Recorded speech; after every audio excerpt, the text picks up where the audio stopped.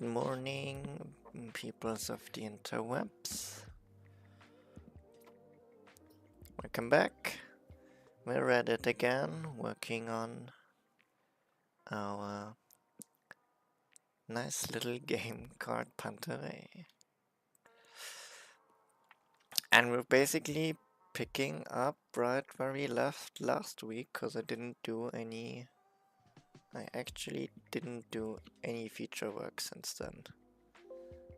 So we're kinda still at the same place.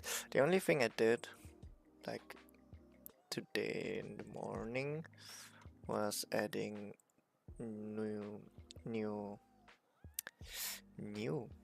UI buttons, because I was missing a few in our set. So I went over to Kenny and downloaded the input prompts pack, which is actually really practical, because you get one set of all the different inputs that you might need,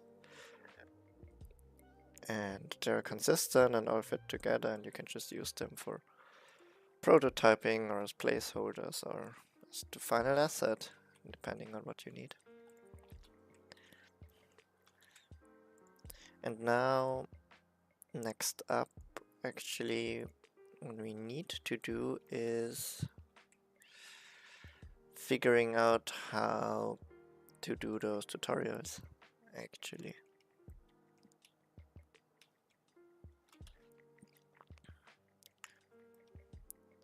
Because I was thinking probably it will be enough to just do button prompts. Let's go with just button prompts, and then we'll see if that's enough. Kinda have to playtest it at some point, but yeah.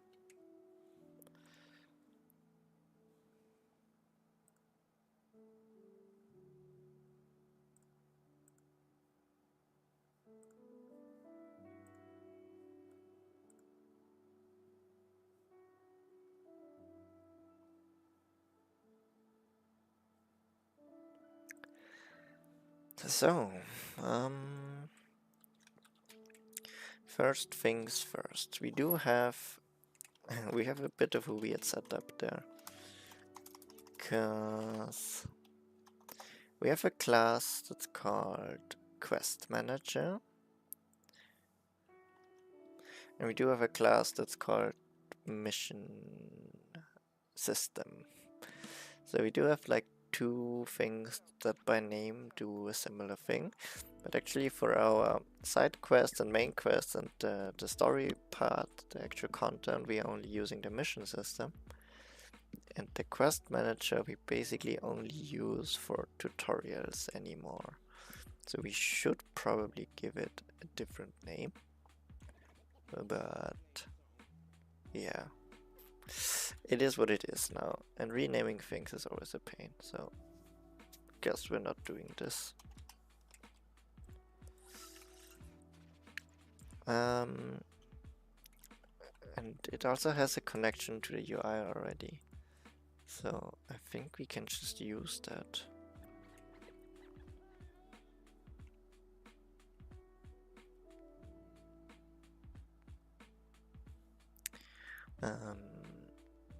Unity be recompiling.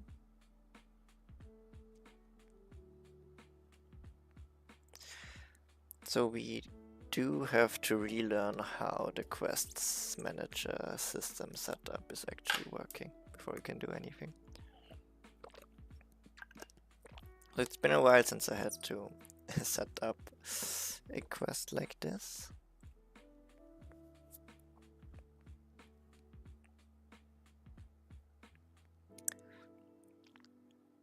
But as far as I remember, it still was, or it was very modular.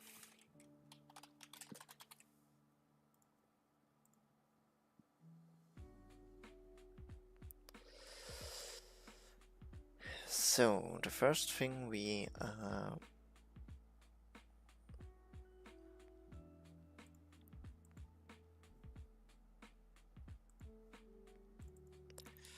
concerned with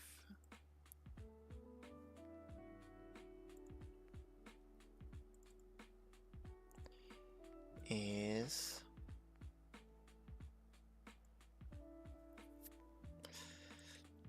rebooting the environment. But as far as I know, there is no quest for that yet.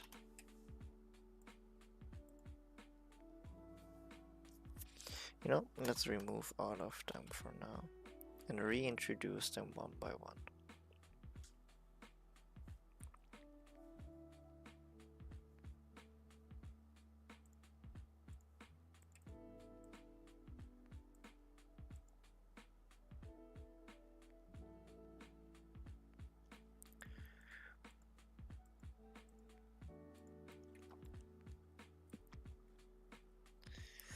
Alright, probably in here. And probably it's an event quest.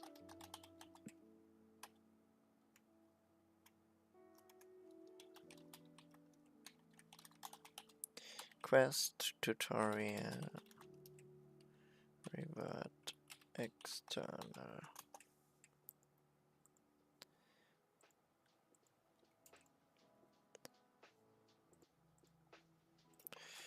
Let's give it a key. Tutorial revert external prefab. So we are going to need that.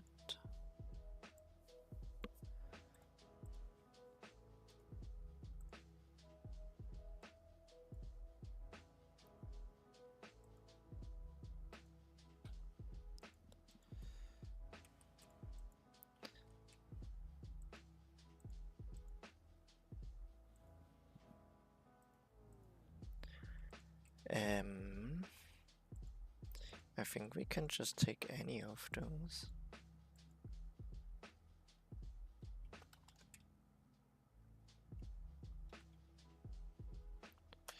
And I will call it tutorial.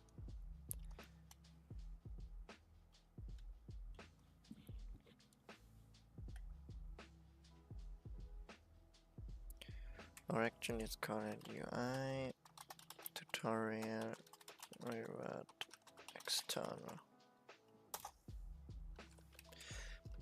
Tutorial.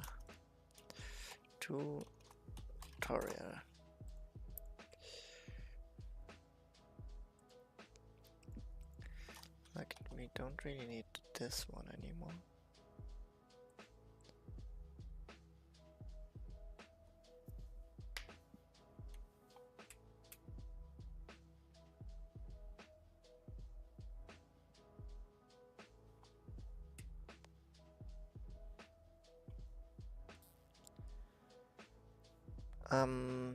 Then, so we have this, we have a key, we'll put in, let's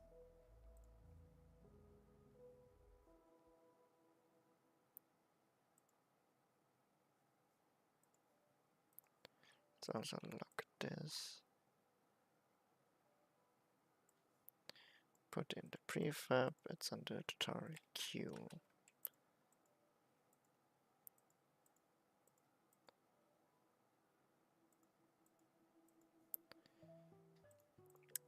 Yeah, I don't think we need to really do anything here.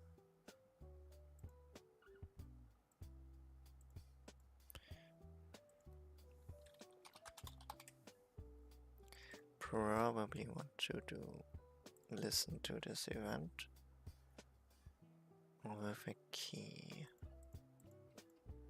Not sure what there is initialized as there for.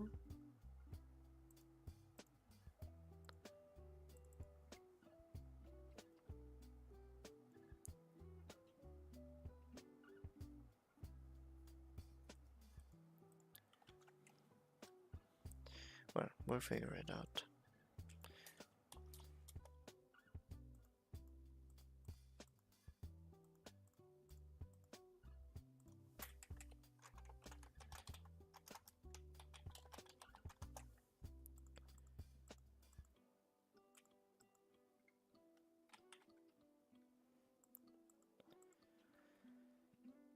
I'm not sure what this was for, but let's stick with our current plan.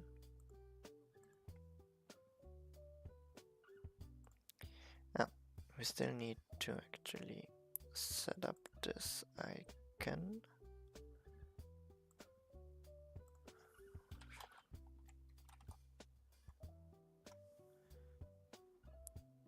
With a revert environment.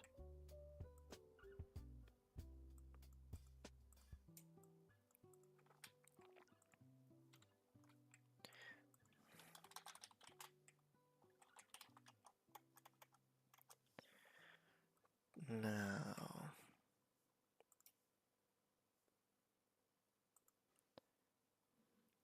I think what I want to do is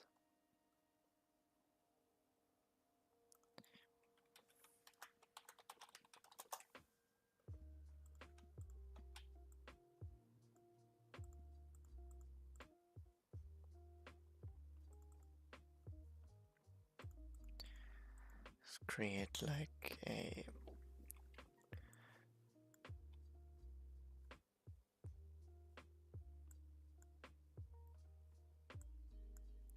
tutorial trigger.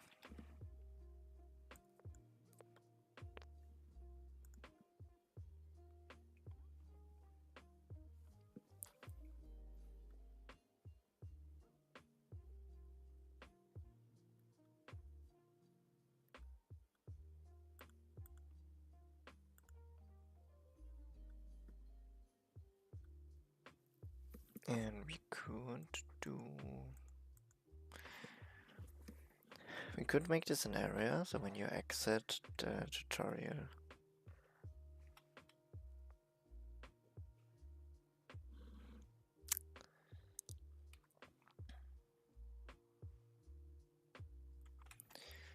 like now, what options do we actually have here?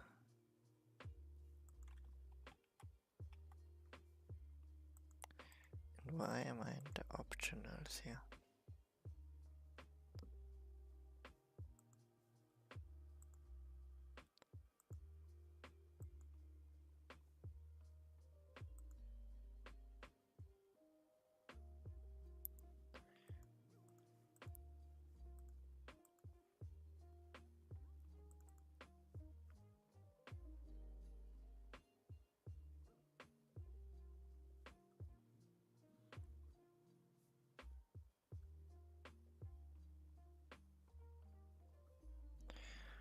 Well,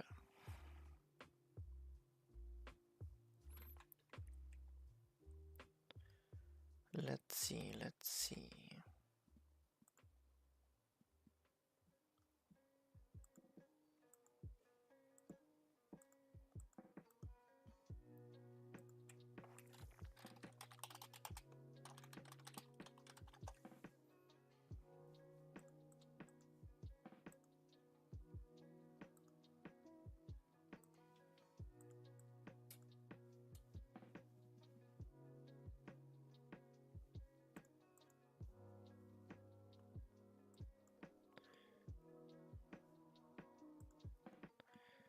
So we want to make this a prefab variant and call it tutorial.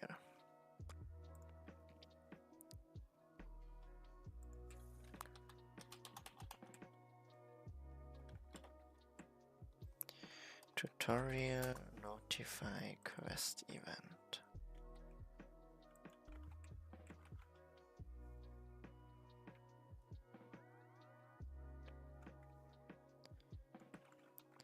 Okay, I don't think we actually need this.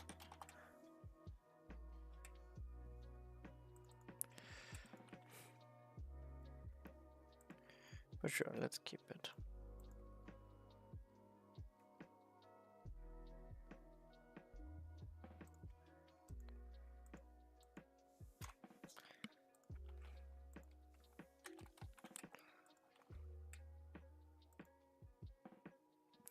I kinda don't want this.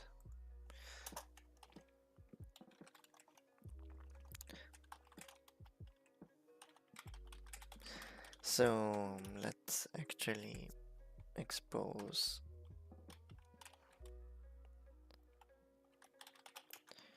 the key here. It doesn't, you know, doesn't do a lot. Doesn't make a lot of difference, but I kind of feel more comfortable with having the designers just change values on like our custom components and not in the Unity events, because there are more things that can go wrong when they are in the Unity events. So if we can circumvent that, a good thing in my opinion.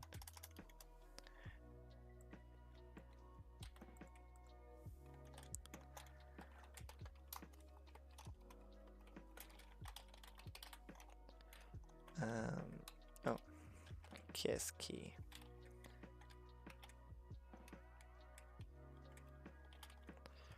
Right, let's get rid of the typo. I don't need a formally serialized attribute, so we haven't serialized it yet.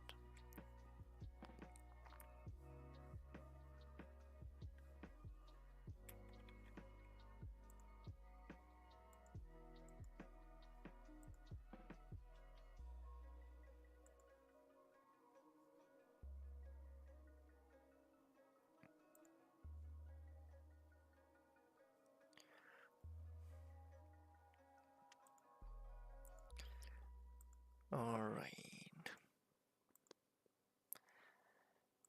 Because the thing that I kinda wanted to do was having like a pause quest kind of thing.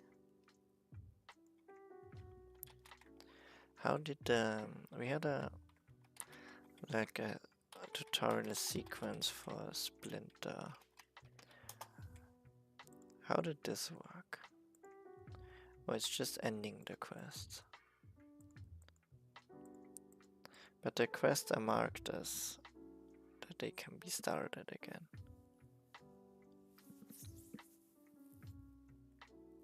I guess.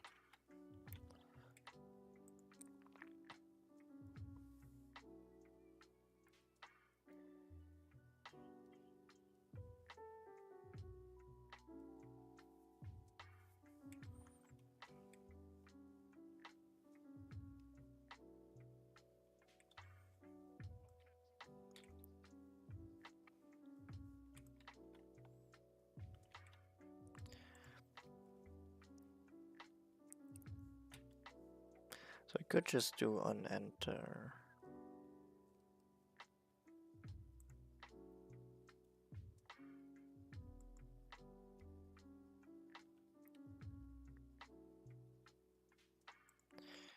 Wait, what is this quest event doing? Guess, yes, what I thought. The event is actually finishing it.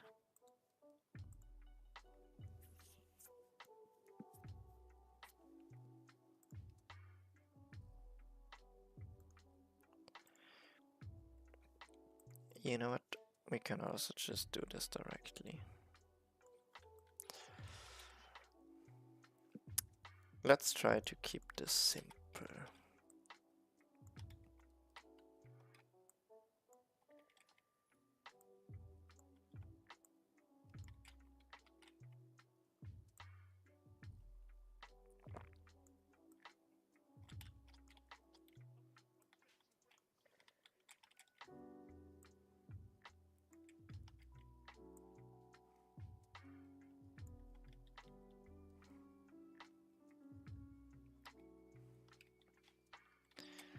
Actually,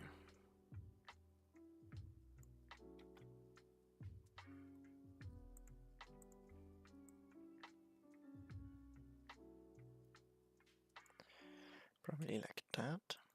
On enter. we go to the quest manager and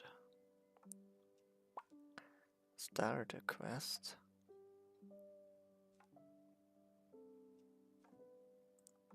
We can also directly include the quest. I think that's easier. And on exit,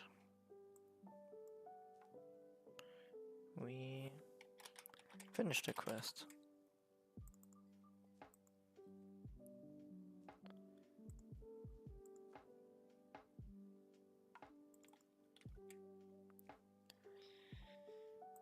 Easy peasy, right?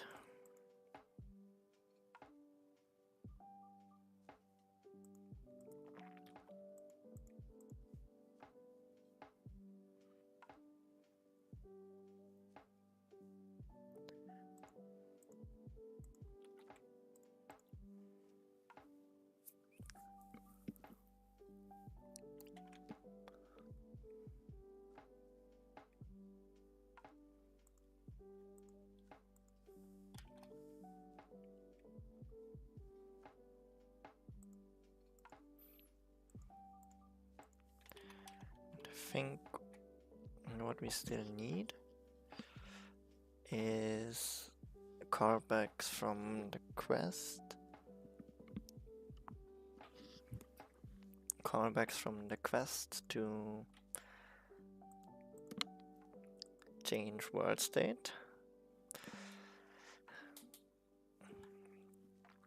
Hello, Allegra. Good morning. How are you doing? How was the convention? Right? You've been to a convention on the weekend.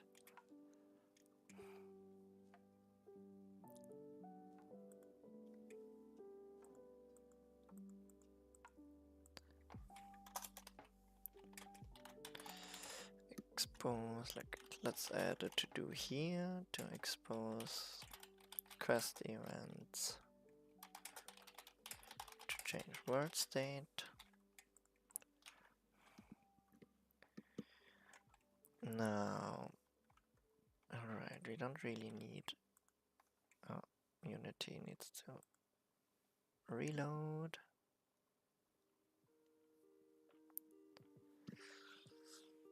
Oof.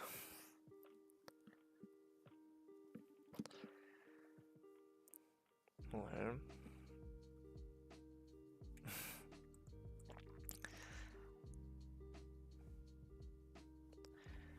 convention was nice, yeah.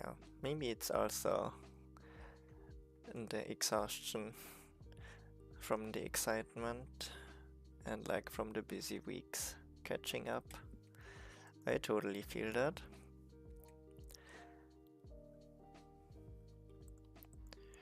Ooh, exciting.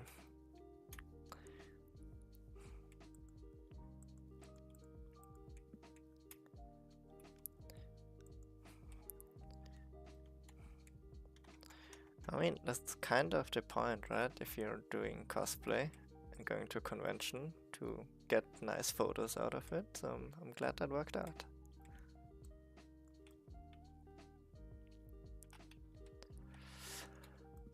Is there still a lot going on school-wise?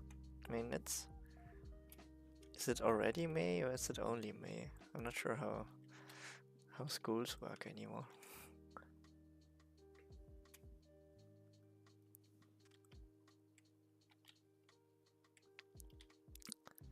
So how are we going to test this?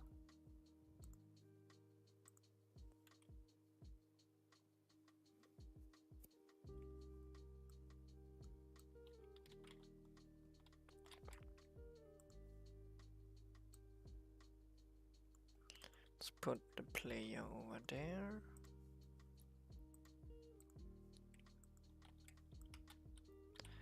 And I guess let's see if this does anything at all. 2 stressful events and then you're done. I mean, that sounds doable. And then it's off to the summer break, I hope. I have all of my... I just realized that I have all of my tests and like presentations this week, but I didn't really... okay, it doesn't do anything. I didn't really prepare anything, so it's a whole lot of improvisation this week, which worked well for the philosophy exam, but I have like a group presentation tomorrow, and we need to show some kind of like research progress for the master thesis, which I don't really have. I mean, I do have some progress to share, but I kind of still have to write it down. But yeah, we'll have to... we kind of have to figure it out.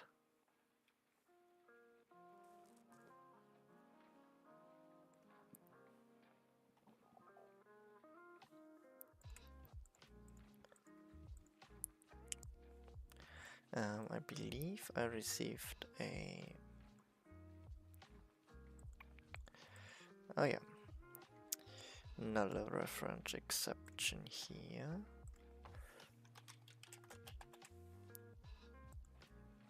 Oh, because I didn't add the quest, probably. Right, let's try this again.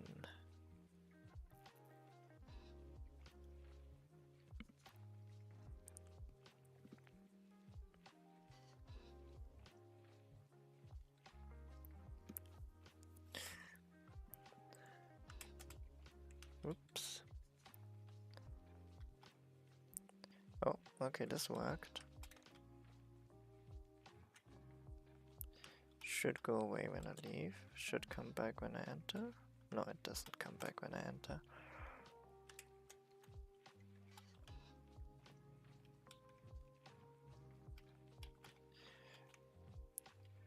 Ooh, I mean, I do be interested in that.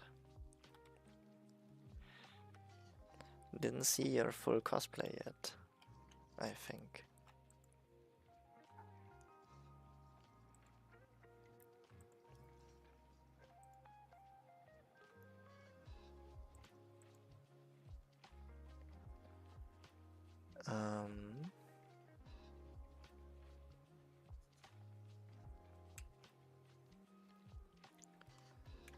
So let's look at... oh, allow restart is... alright, that's a specific...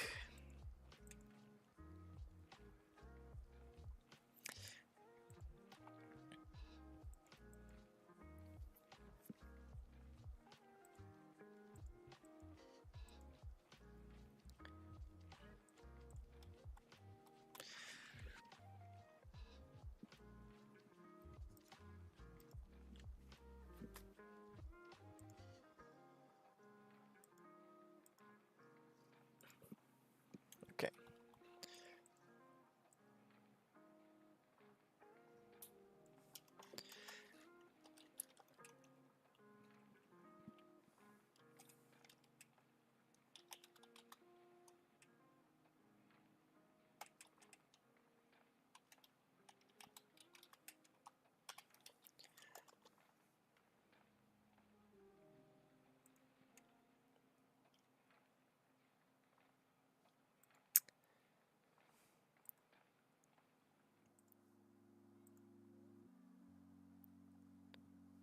Oh.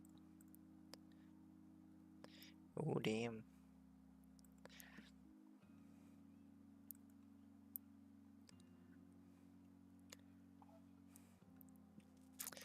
Yep, that's a proper cosplay. Oh, the stuff is looking really good though. I think the work really paid off there.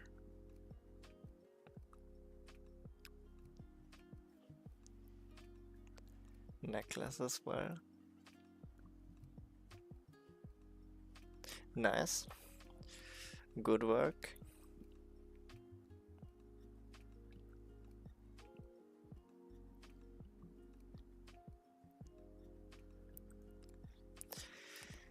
Oh man, it makes me want to start cosplaying as well.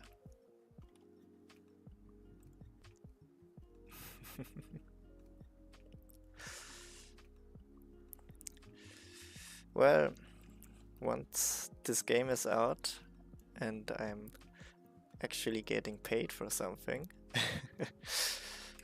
I will consider it.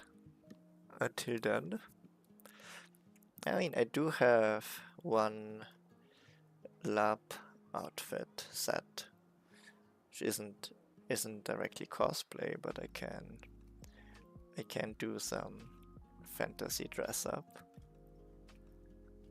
Maybe I'll do that for a convention, actually. Just go into my LARP leather outfit. But it's really warm. That's kind of a problem.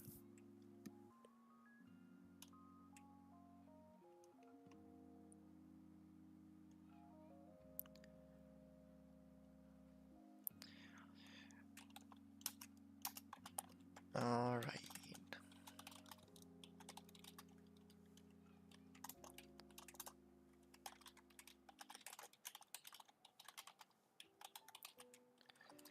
Then we do a force to start quest. You have a new project already?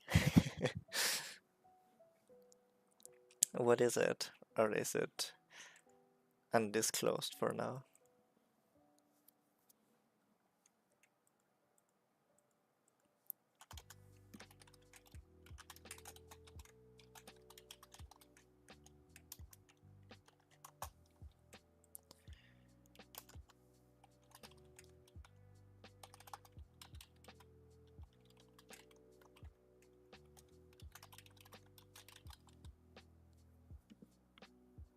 Oh, very mysterious.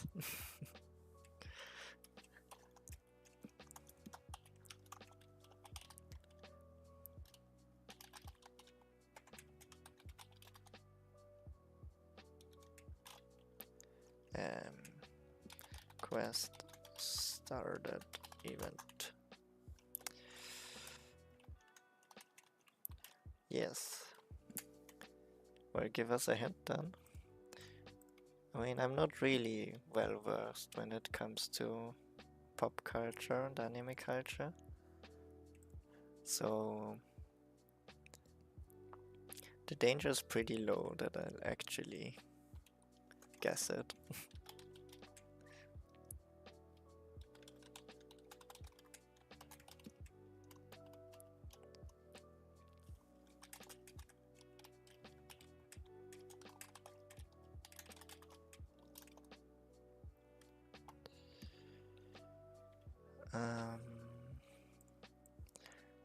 Quest manager.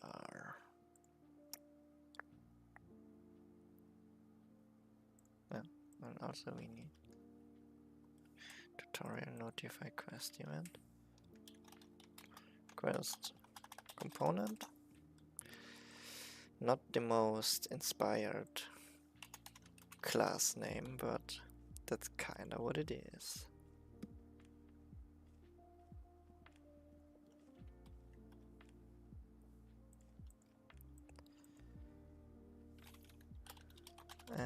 Quest manager dot instance dot start quest.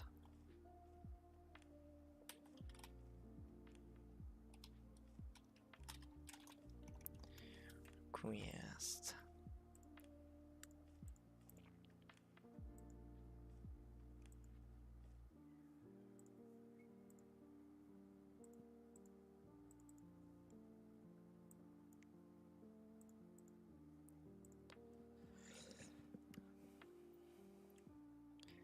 It's from a very popular fantasy RPG game.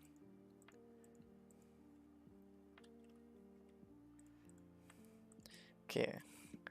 Uneducated, semi-educated guess. Could be Genshin Impact. Because that's kinda hot with cosplaying right now, isn't it? But was it actually number one? Is Genshin Impact Well, it is considered fantasy.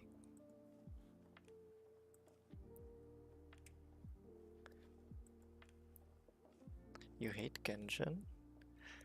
I mean, that's morally the correct, I think the correct point. I've never played it. I've watched it a little bit with a friend, you know, for analyzing it. And yeah, they really know how to get the money out of you. So you have to give them that. Oh, okay. Is there a sub? There's a subculture drama going on with the Genshin cosplayers?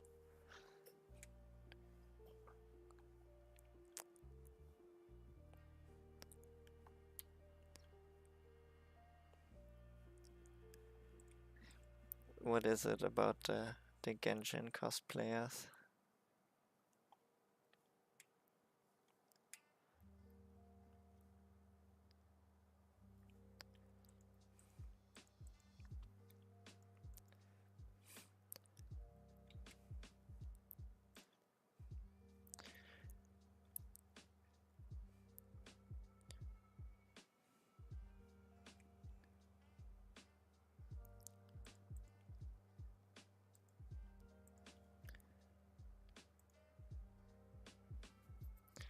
Okay, I'm not entirely sure.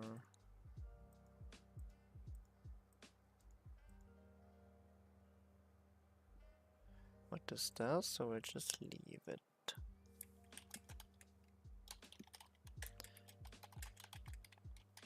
Okay, but if it's not Genshin,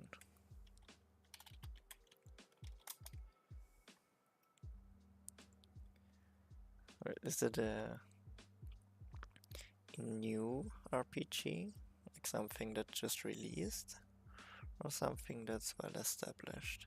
But if it was like popular last year, it needs to be probably is something with a recent release. What did release last year? Honkai Star Rails released it last year. Is that a thing? Is that a thing people play? Honkai Star Rails? Or like, it's a thing people play it. Is it a thing that people still play? It's a third game. Oh, it's a series.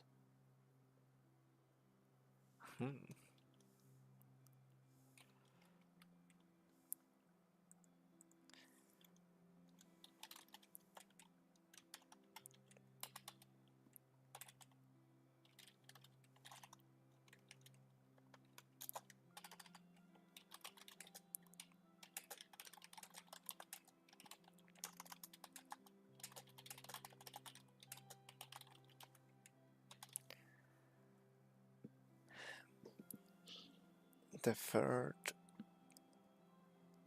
I mean, I could look up releases from last year, but that's cheating.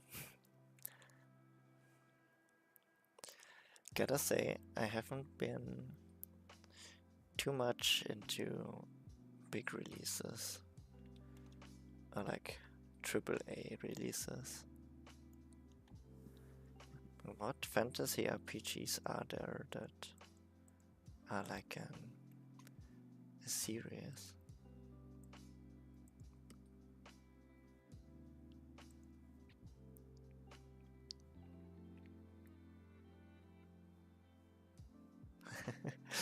Yeah, it just came. I thought of Baldur's Gate before you wrote that, to be fair. Just wanted to point that out. Yeah, Baldur's Gate. That's Baldur's Gate 3. I kinda didn't realize that it's already the third installment. Yes, Baldur's Gate. I think Baldur's Gate is so omnipresent that I'm not really thinking of it being a new release. kind of feels like Baldur's Gate has always been.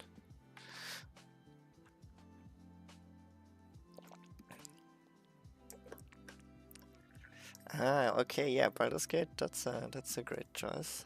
Lots of interesting characters to choose from there to give a spin on the cosplay.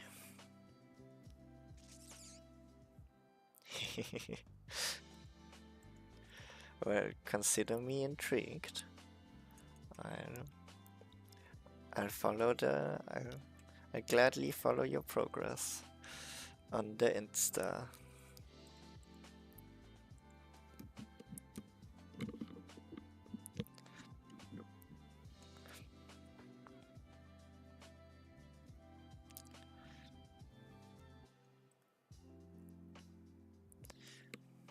Probably doing a mind flayer, are you? Because the tentacles would be like complicated.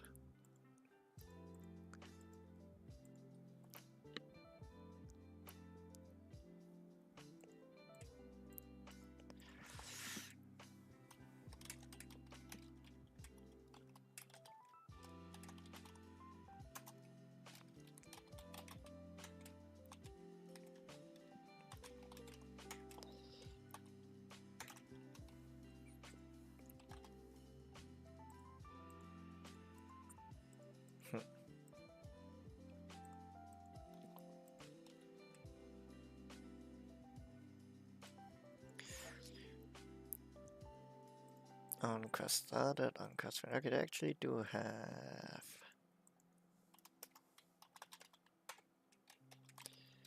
events.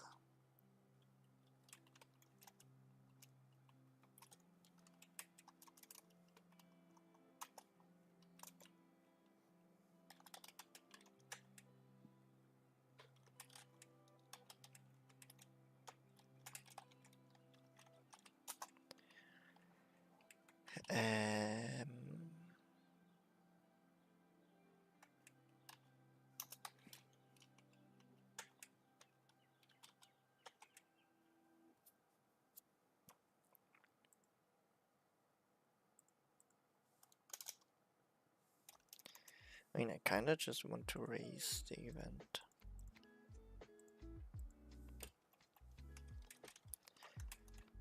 I do think I can just do this.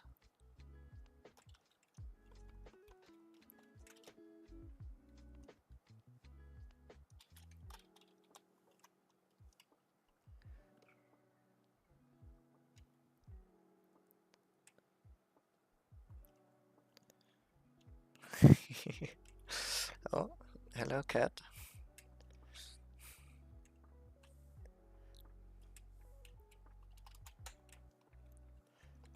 Very, very sophisticated take. I completely agree with that.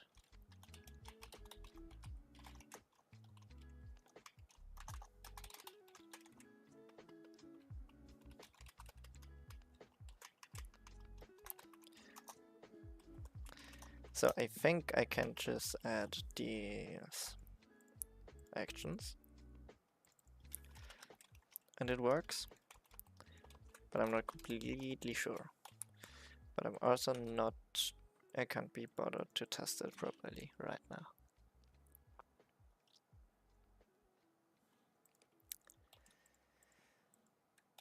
Well, as the cats do. Sometimes. Must be nice being a cat.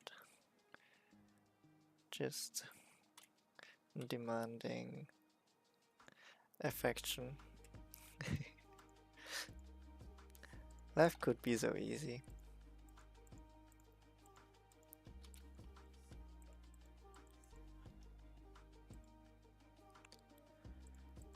Alright.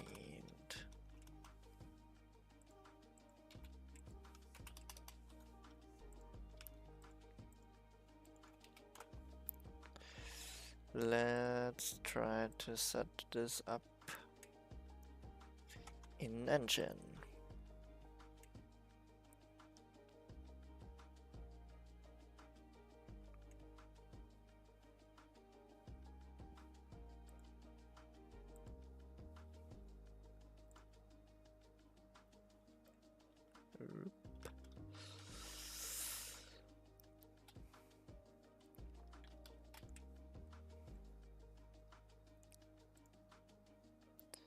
Now we have this trigger here. We're adding the quest component. We're adding the quest. And instead of this here, we communicate through the quest component. We're doing a fast start quest. And we are doing a end quest. Oh, not on the quest manager. On the quest component. What?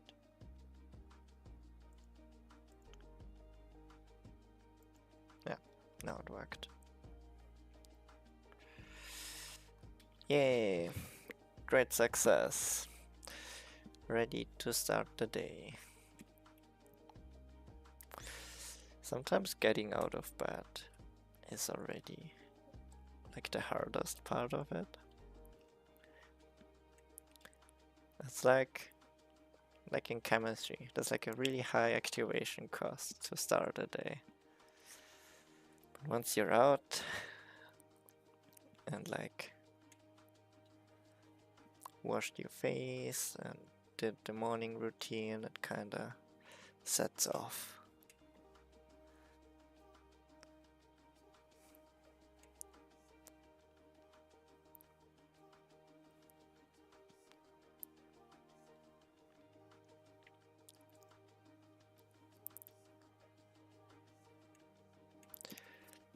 I guess my trick for getting out of bed on a Tuesday is scheduling a stream for 9. So kinda have to get out. Gotta trick my brain into doing things by committing publicly.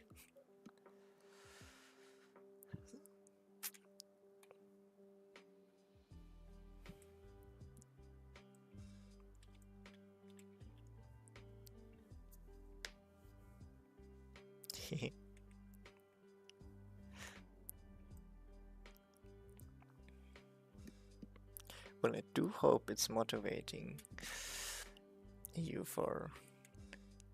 to like do a game dev. Or not. I mean, not every day is a game dev day.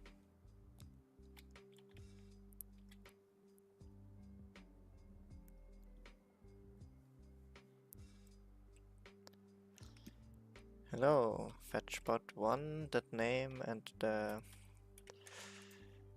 icon don't really inspire confidence in you being a human.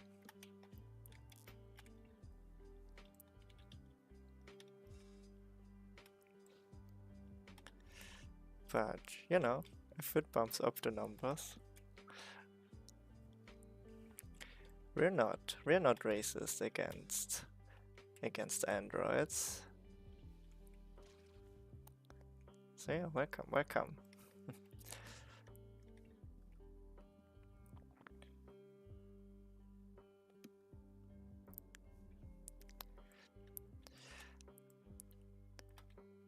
I kinda feel that though, like every time. In the morning, getting up, getting in front of the mirror, and then, you know, loading respectable human being and trying to keep that up for the day. So in a way, aren't we all just like androids? Like cat software running on ape hardware?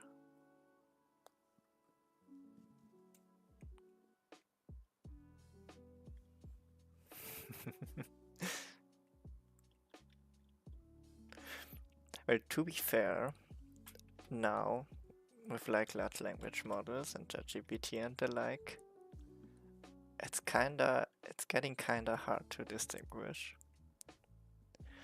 And it's also kinda funny, cause like, you know, Twitter or like X, the hellscape it is now, it's It's kinda days it feels like it's 80% bots, and then you can kinda watch the bots commenting or discussing things with the other bots, and it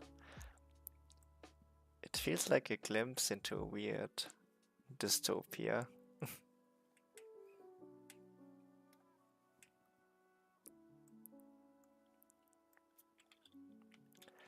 You know, my trick, at least with emails, it is if someone is using the word mesmerizing, then it has to be a bot. So no normal human being is using mesmerizing in their day-to-day conversations.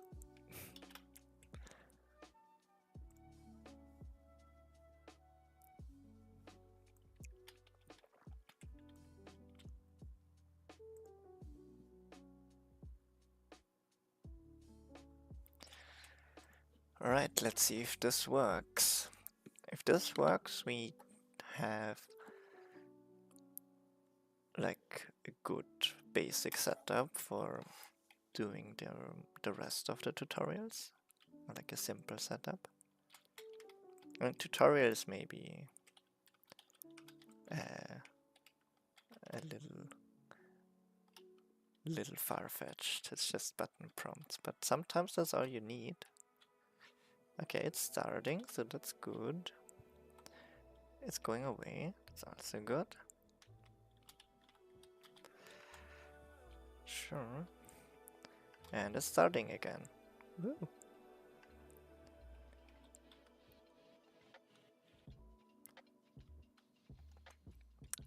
Oh, we should also test with gamepad actually. Maybe see if this works. Haha. Actually does. Who would have thought?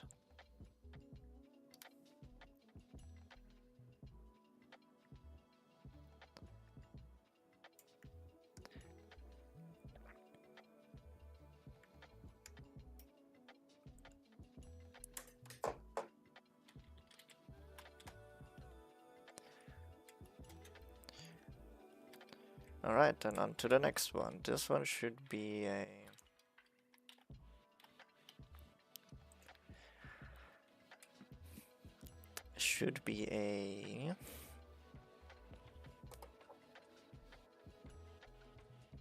internal reversion tutorial. But actually, let's do it. Level trigger tutorial extra version. But let's do a quick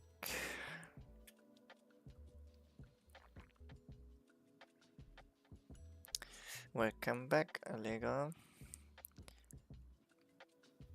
You just missed that the thing I set up is working. Oha, 883 changes. Sounds like a lot. But it's fine, cause it's mostly just us adding stuff, I think. Custom manager, system, yeah, that's fine. Yeah, and we just added a lot of sprites and moved some stuff. And now I think fork might be dying. Path spec did not match any files. Okay. Pro builder, sure. So we added our new prefab. Yeah, and we added a bunch of new sprites.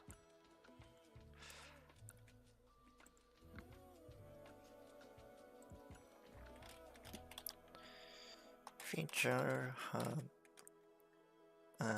setup basic xref tutorial. I'm committing and I'm pushing.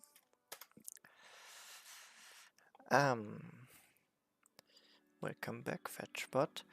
That's the game we're working on right now. It's called Panta Rhei.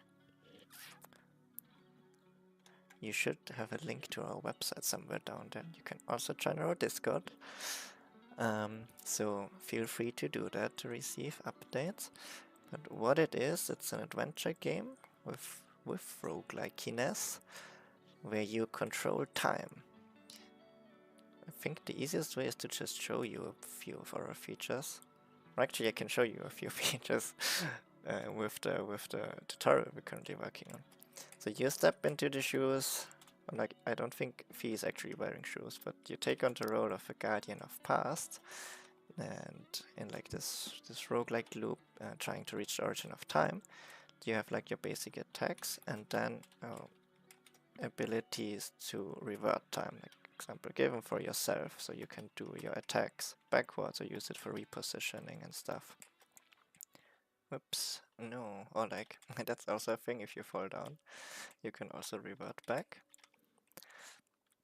And then you also have like abilities to manipulate the environment, so for example, to get through like closed encounters, not closed encounters, closed paths. And also use this to manipulate traps and stuff.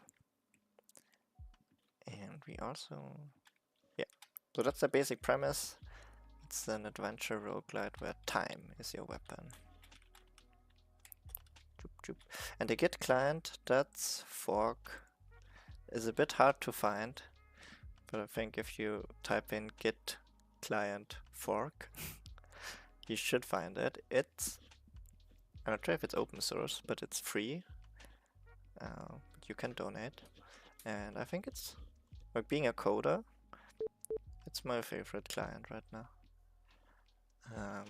Because it's not, like, GitHub Desktop is very basic, and I mean, command line works as well, but I kinda like seeing all the branches like that and having the timeline. And yeah, it's pretty nifty in Git fork. And it's like personal side projects of like 2 developers who like did this for themselves and then but shared it with the community.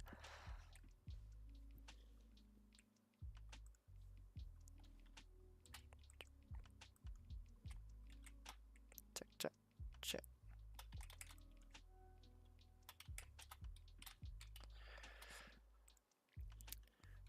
Alright, the first tutorial is working. Now on to the second one. First of all, though, I need to recolor those bridges. So if the current setup black isn't ideal.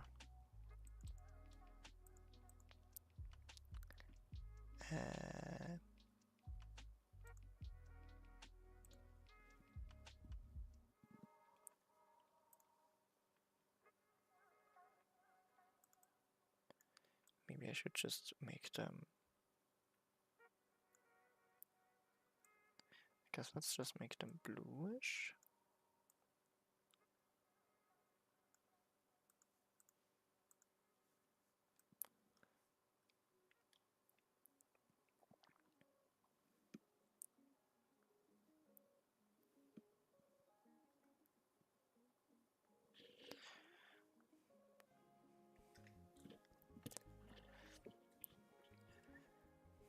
Oh yeah, yeah. I wonder with Git it's always like especially in game dev, I see it like you have to cover a wide range of different users and use cases, because I do have like my system admins and the people who are working on the pipelines and Git like really know their way around like the code base and the command line in general. And on the other end, I also have like artists, or like my concept artists in there, or narrative designers who don't really do anything with it. They just need to make changes and commit and push and pull, and that's kind of it. And ideally, not break anything in the process.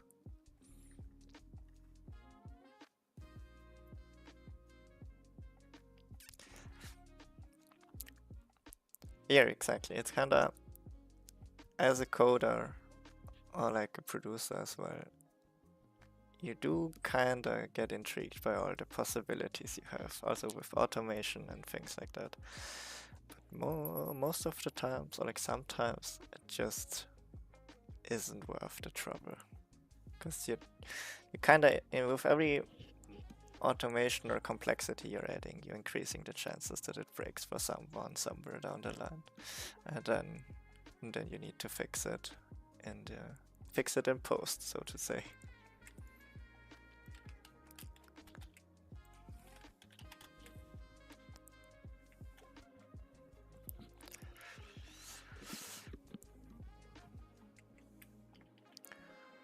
Because we also did like experiments with, I'm not sure if it was submodules, but like we wanted to have our Unity framework like on a separate repository and then add that to Unity, and it kind of worked, but also kind of not really. And in the end, we also can just export it as a Unity package and add it and be fine with that. Don't have to worry about anything in the pipeline breaking.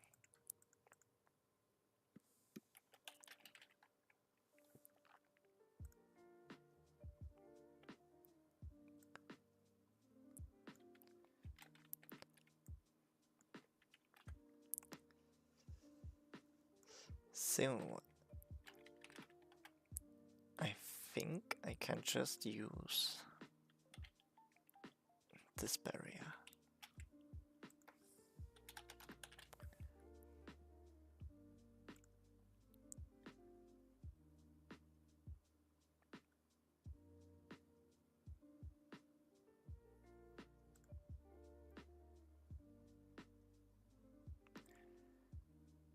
Are we still switch hittable?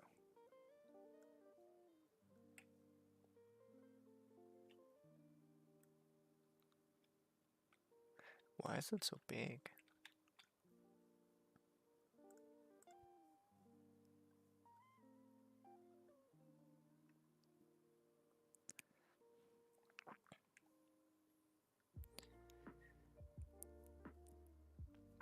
I do think source control, like generally I think submodules. Like if you look at the normal software development pipeline, all of those, I do think they're well supported. But specifically Gamedev is, I guess, a subculture of source control and programming that adds a lot more interfaces and complexity that can mess things up.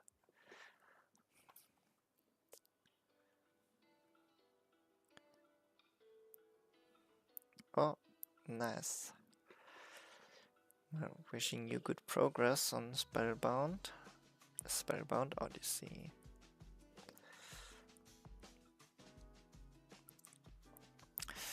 Sure, you can definitely toss it my way, but it might.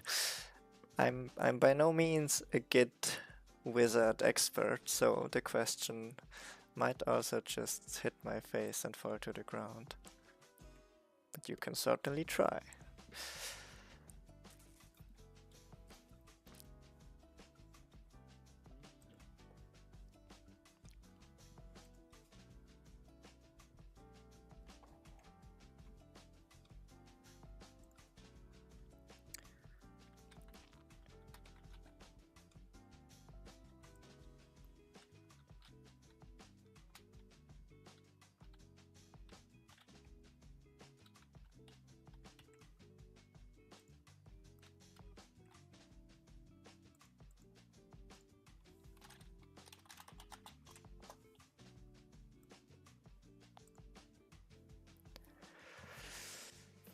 Do you know if there's any way to tell Git to always overwrite a text file on pull its generated file we need in the repository? We just need to keep whatever's local. When you want to overwrite a text file on pull,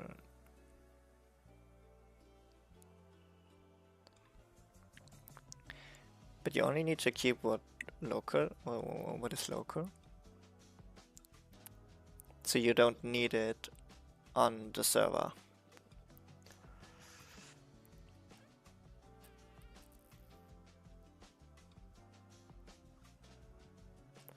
Ah, okay, I see.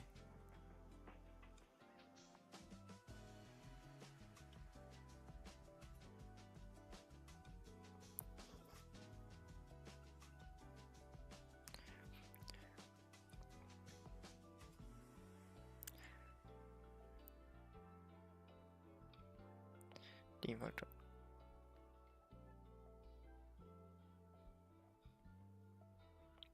But is then every user?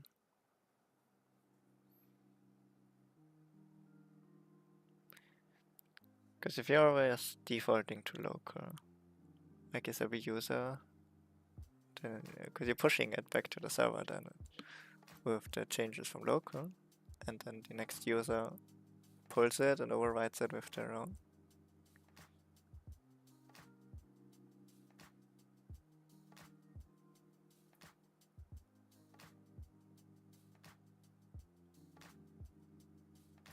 Yeah.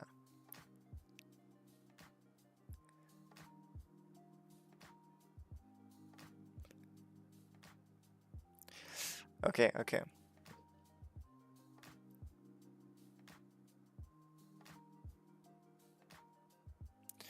Revenue from data and the repository don't need to exist for the project to remain functional for the non-tech stuff. Because the non-tech stuff they're not compiling, they just want to run the project.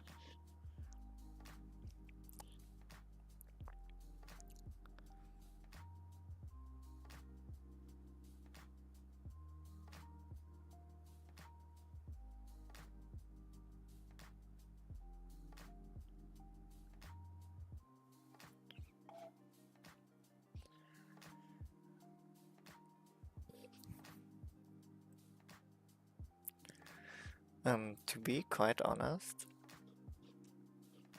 I don't really know how to handle this. Because I mean, you can do automations like with GitHub Actions or things like that, but they only run on the server. So for that, I don't think, or like at least none that I know of, like from a native Git feature that you could use, like setting a flag or something, like you do with LFS or the ignore. You can probably write some kind of script that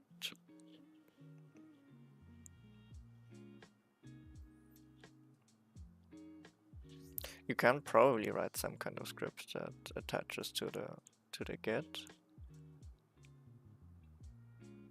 but I'm not sure how like you can receive the pull requests or like the merge conflicts on the client, like how to attach to that with like your own scripts.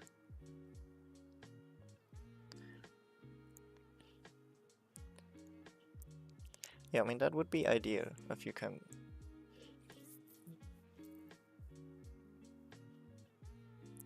Yeah, exactly, like attaching to a hook, but like with a local script, and then doing it there. But I don't really know. Like, I'm mostly using it and like sometimes fighting it, and not really that deep into the intricacies.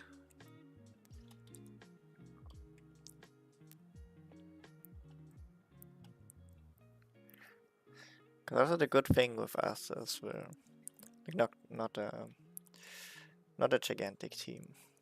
It's like 10 people actively working in the repository, and so you can still handle most of the issues like manually, just do direct support with the artists if there's a problem. So do have our automation for the builds, but like everything outside of that we can still handle manually.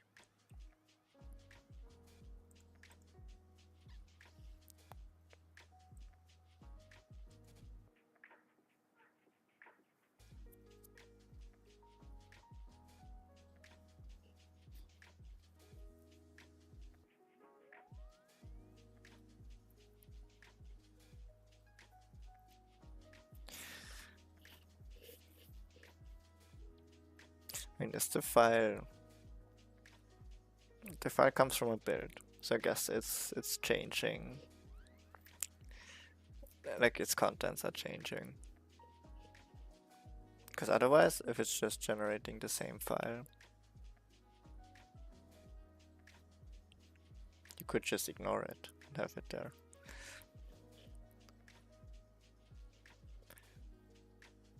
But it being generated from data...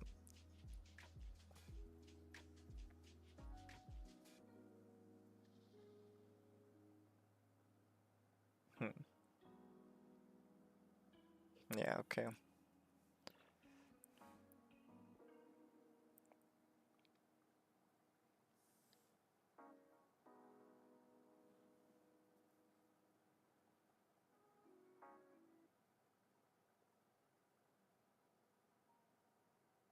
I mean, if you don't need the most current version of it just for it to run, you could still ignore it.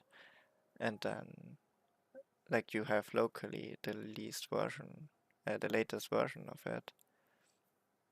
And like and every time you build, it updates it. Because if you're defaulting to local, it's always taking the latest version. So if your artist is never doing a build, they would always have the same file, right? So it would be the kind of the same thing as just ignoring it and not pulling it.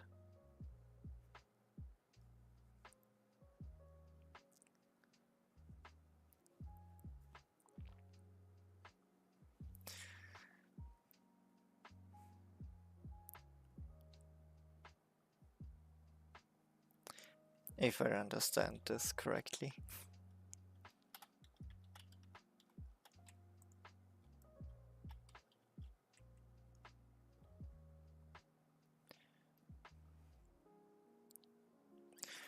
But I think there are... I don't know if you can do that for specific files, but there are like defaults for how Git handles merge conflicts. So I'm not sure how granular you can set this up, but you can set up defaults for like merging or fast forwarding or rebasing. And probably also choosing like remote or local as a default.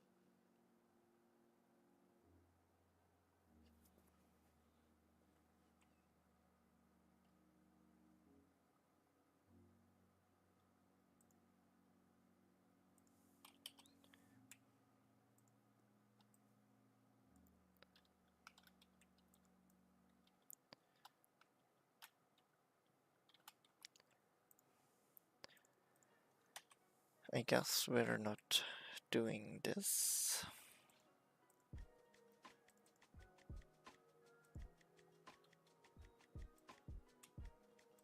Do I have like a base interactable? I do have an interactable base, but that's just adding logic.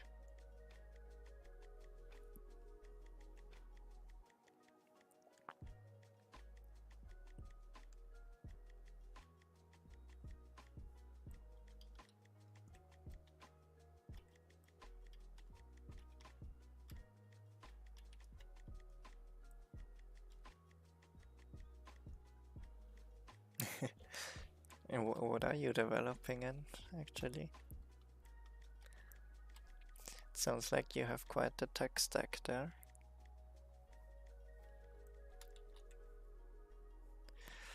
Hey, Minecraft, I see.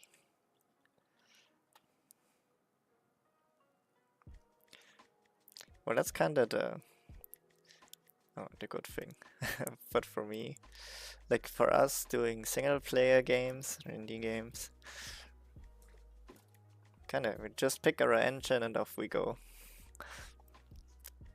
So sometimes you have to upgrade if you're running into issues, but then again,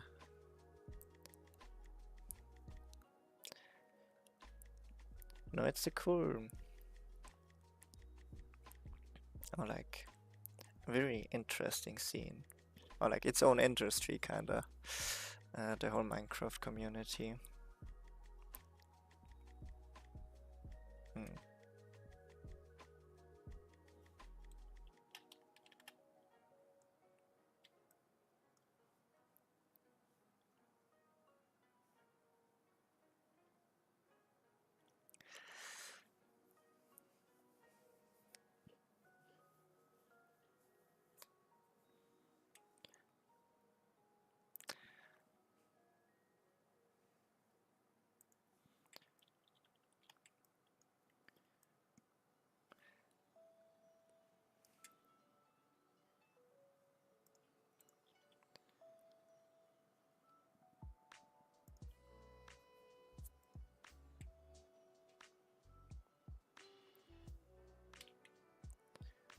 Let's just go with good old cube.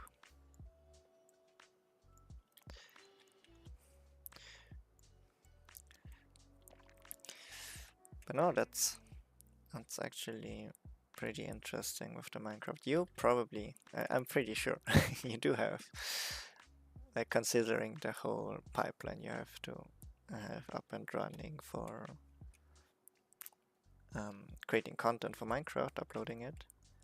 In that case, you're pretty sure a lot more experience with pipelines and Git issue in that case than I am.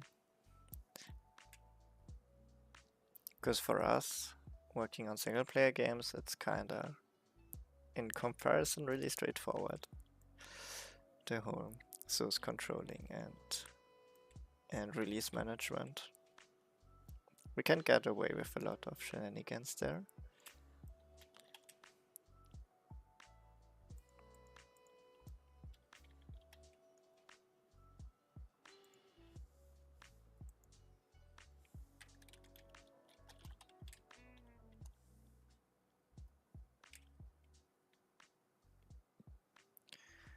Always online? You mean with the AAA games? Or like the whole PlayStation Network drama? Recurring accounts. Well, I guess there's two sides. Like being a studio founder and business, someone who does business as well. I can understand why big companies want it, like from a money flow and information flow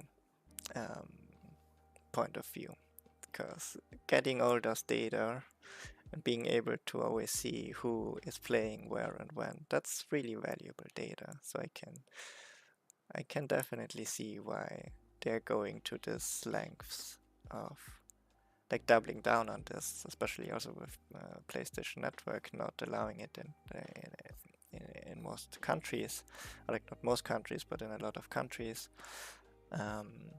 So the incentive to collect this data is really high from a business value point of view.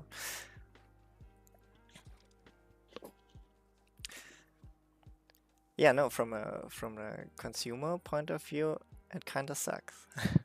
Especially when you're from countries that like have tougher rules or laws. So like, generally speaking, if you're in the Western Hemisphere, like Europe, America, you don't even notice. Like you're kind of used to making accounts everywhere. You just sign up or you don't sign up, or like, and you have a lot of other options to play. But if you're already coming from a country like, I don't know, the Philippines or something, where possibilities are already kind of limited, and then those things are like kind of pounding down on that again. It sucks. Um,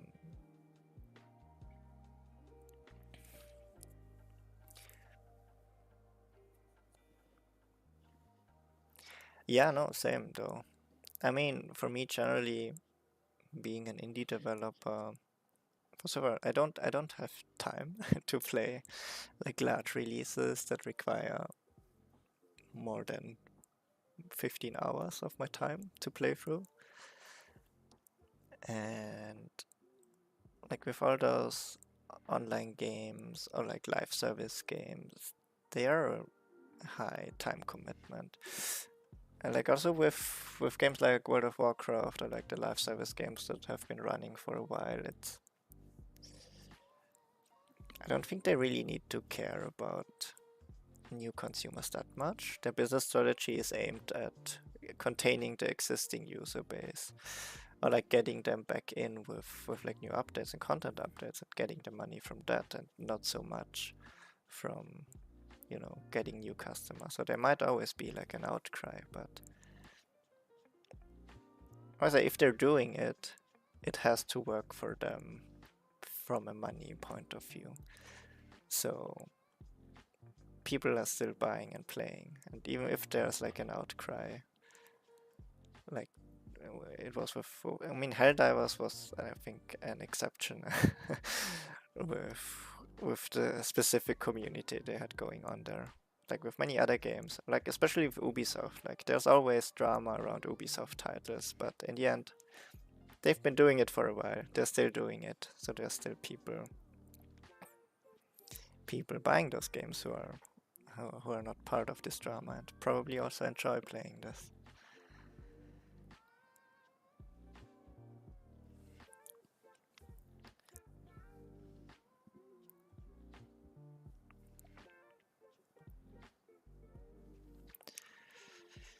Um, didn't they just shut down a 2014 game completely? I'm not entirely sure. There have been like games industry generally has been a dumpster fire in the last 1.5 years generally. So this year and the next year are going to be like really interesting. Because also with the AAA companies, there have been like recently, like I think Microsoft shut down a few companies, also high profile companies. So layoffs are still going on, and it's kind of obvious that things have to change. Like we have this discrepancy from like us indie developers and like small teams trying to get content out there, but having this developer scene being very oversaturated with a lot of different teams competing for not a lot of money, and on the other end like this AAA titles with completely overbloated budgets, like going into the billions, and like in between kind of need to, like, I'm not sure if we need to, but I feel like we'll be converging on some kind of balance again in what they're calling it now, the AA or triple-I space. So yeah, no, and with the right now, like publishers not really interested in taking risks or like investing in new IPs. The AAA companies are like, you know, doing a new installment of existing IPs, you know, Baldur's Gate 3 or new Assassin's Creed or whatever. And it's coming to a stall a little bit. not not too much innovation there. And also with the indie space, if you look at like releases from the last year, it's also a lot of, you know, Rogue Legacy 2, Hades 2, like people doing second parts or like sequels or DLCs to things they already know that are working. Like No, it's a little complicated right now. That is definitely true. And now with all the layoffs and a lot of talent, like we'll be losing a lot of people who are just leaving the industry because they have enough of this, which I totally understand as well. But right now there's a lot of talent like just running around in the wild and maybe founding their own studios and mixing up the indie space as well.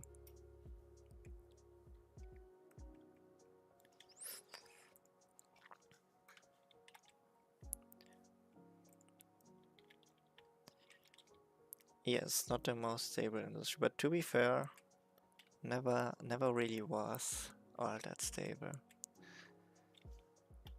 Because you could release a stellar game and then still be shut down a few weeks after that. That was always the case. Like, games industry, you're not going into the game industry because because you want to, or like as a developer at least, not because of the work plan, like the safety and income safety and the cash flow. Let's be honest, unless you're going into gambling, if we're counting that subsection.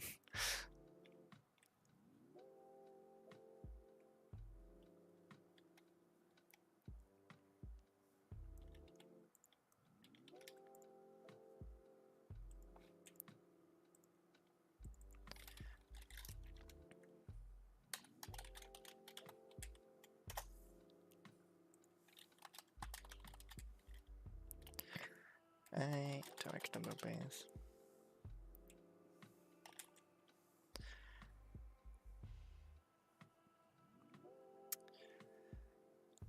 But yeah, we'll kind of see how this whole thing develops.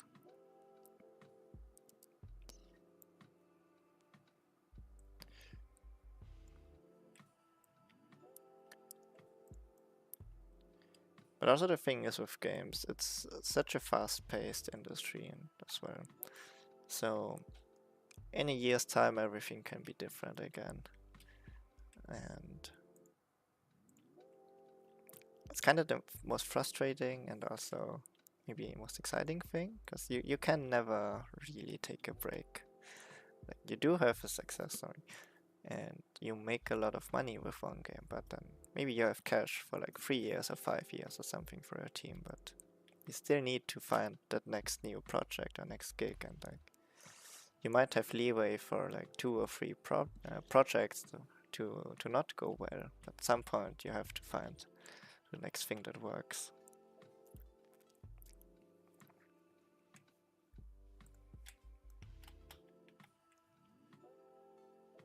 Is it? I'm not too much into the Minecraft universe space or like the economy there.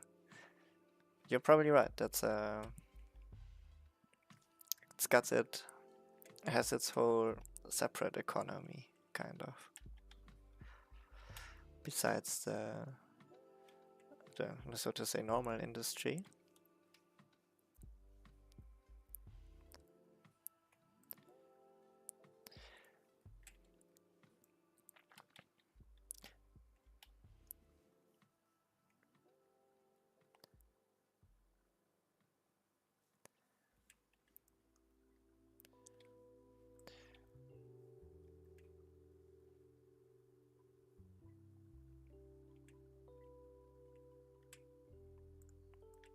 Hmm.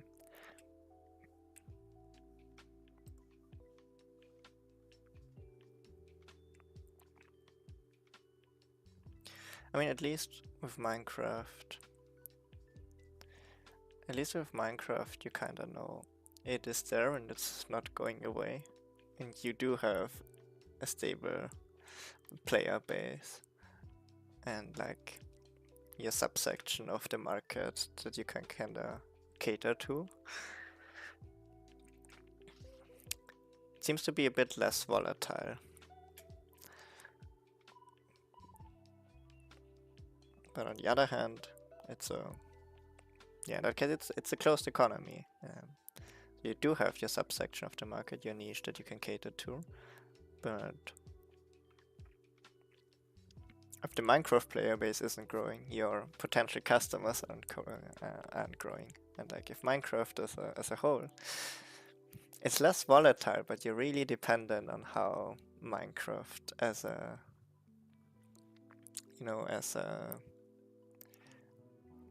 how do you say, as a, not as a company, but like as it's the name Minecraft publicly is doing.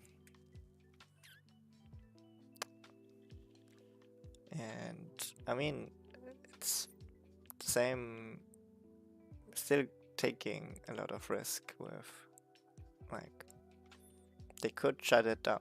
Technically, in theory, they could shut it down at any point. And then, what are you doing then? But yeah, no, it's... I think with those things, also maybe related to like Roblox or like the new Fortnite metaverse kind of thing, that's where the real, metaverse, so to say, is gonna happen. With probably also more bigger companies joining in and wanting a piece of that cake. And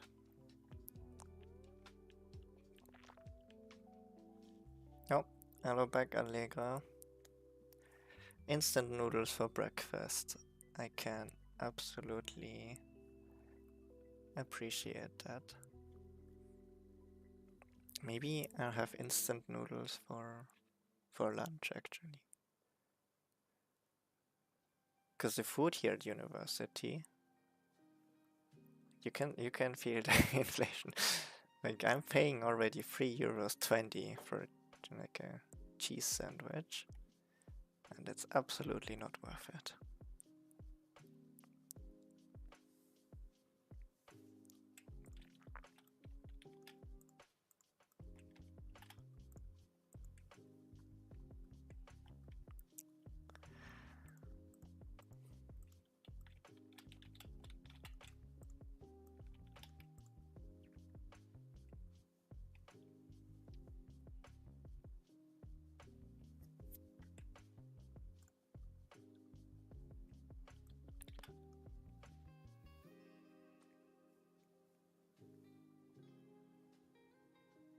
Yeah.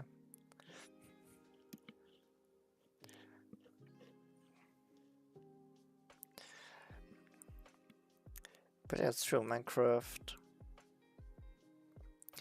But I think it's generally interesting with those long-running games.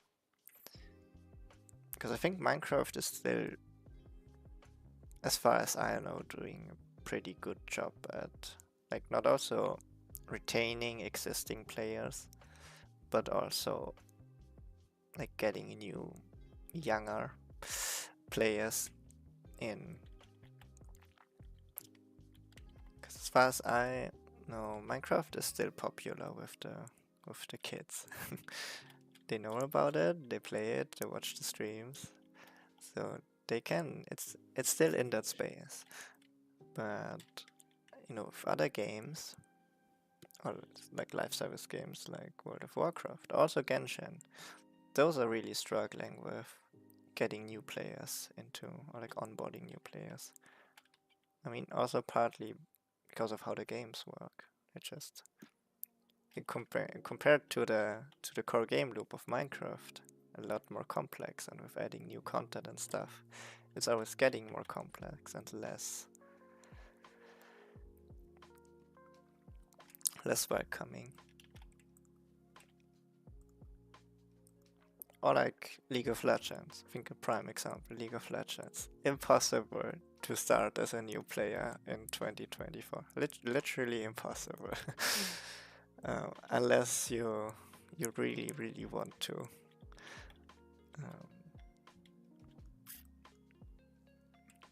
So that's, I think, why they're shifting from, I'm not really interested in onboarding new players, but retaining the existing player base, and especially catering to the esports. Like that's where the money is there now. So I guess games like League of Legends are developing to become not games to be played, but games to be watched, kinda. So yeah, technically a sport. So it really is a sport. So many people watch football, but actually play football.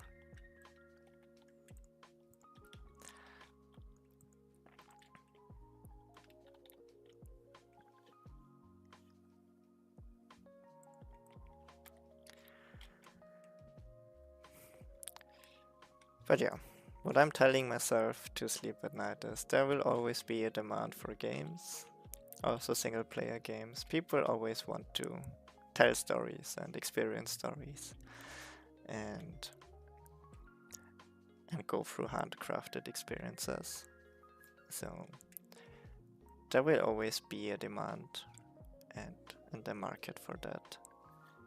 And because it's so fast paced, like you have a game that's hot right now, Hades for example, but in 2 years time that's over again, and then there's people always need something new to play, so to say.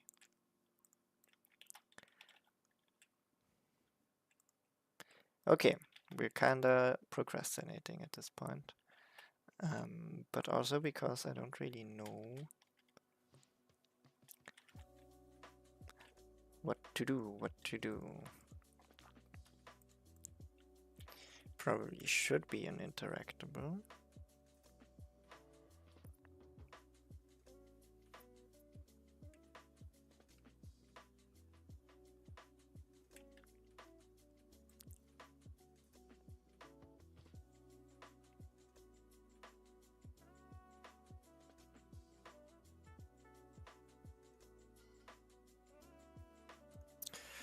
Do we have some kind of toggle? Oh, oops.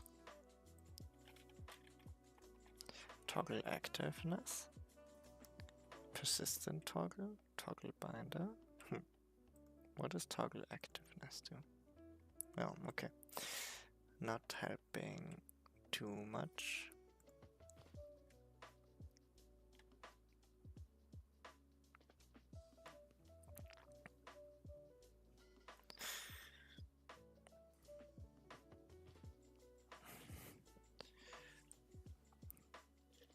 Oh yeah, definitely. Self-hosting. It's also I mean, it is a business decision at the end of the day. It kind of depends on the game or the strategy you're running. But I think it's also getting close to the whole modding community and things like that. Like there's this approach of like AAA games being closed off and just having their own servers and their own accounts, and like they want to own the data and the infrastructure because then they have the control over it. Or on the other hand, which I'm kind of glad, that's fascinating or exciting that it works.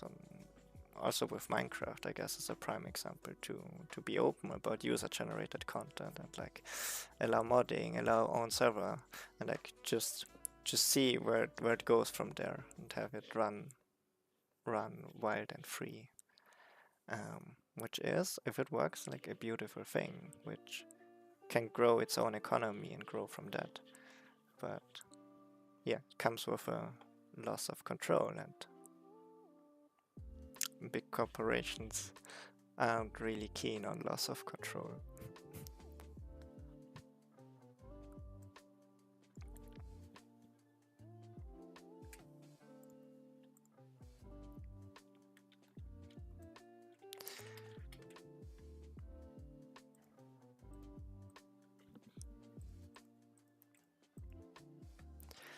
I think it's kind of wild that we don't have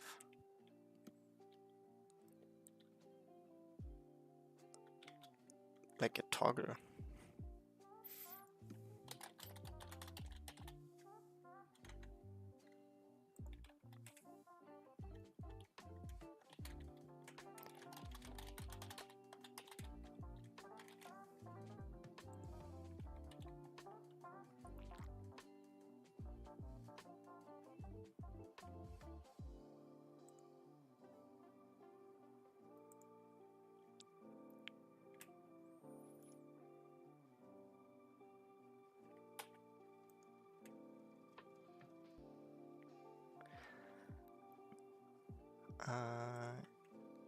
Let's just add.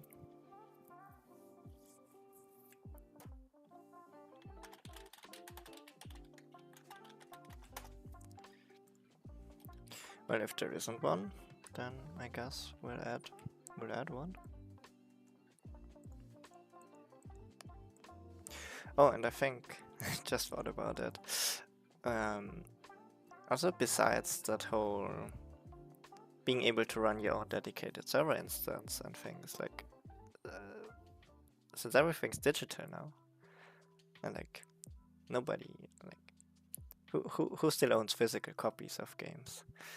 I mean, sometimes for Switch, Nintendo Deluxe Editions or things like that, but everything's just running on like licenses or like on Steam or something.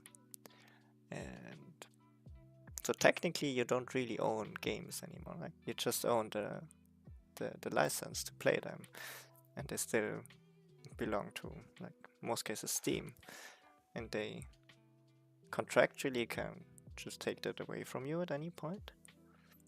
Which, I mean, it doesn't happen, but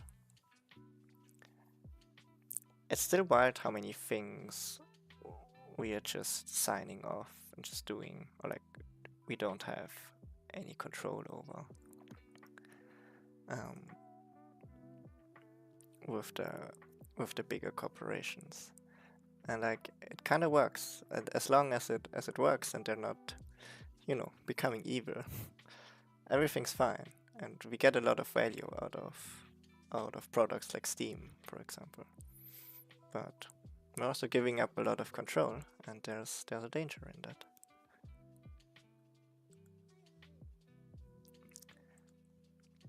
I mean, true that nowadays physical copy doesn't really do a lot anymore.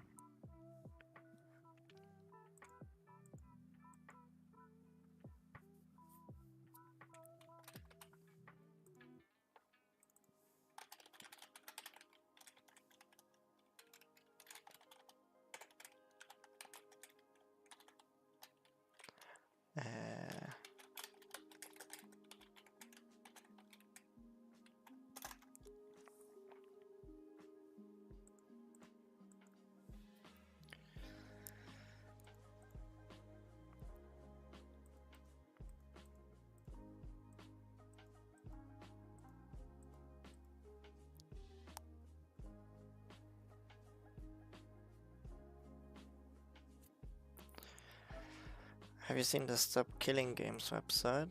They're trying to get enough momentum to start getting some legal protections, such as shutting games down somewhere. I actually haven't seen that. But that sounds like an interesting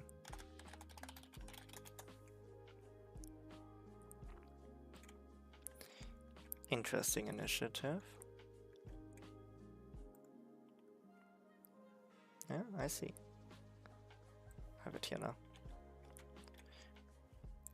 Yeah, I think that's also there are a few like initiatives or like games archives. I think Embracer also did a thing like that on the side, a games archive. But like also people like the No Clip crew doing like, besides the documentations, also investing in archiving old games and like information about them. So despite games still being like really young industry, we do have a lot of content and a lot of things that we should take care of and archive, or like keep in a playable state. Yeah, that's true. Especially with technology like developing as rapidly as it is.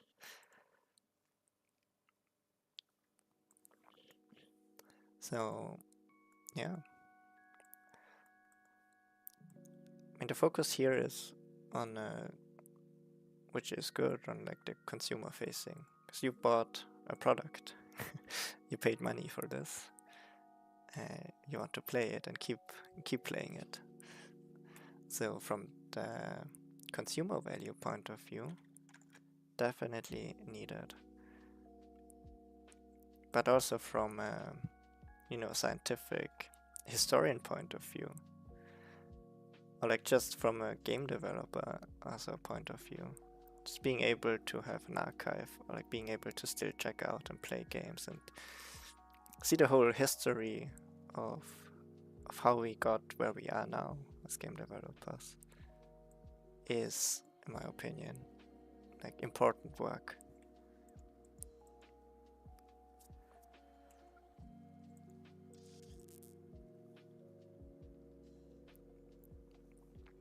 And no problem. Work. I mean, technically, I should also make more progress.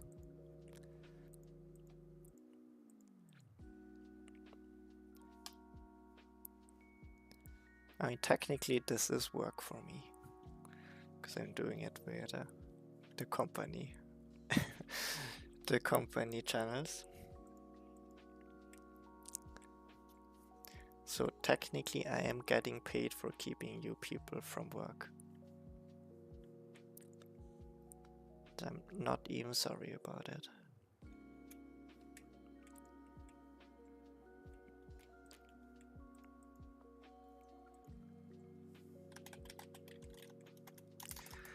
Alright, let's do like an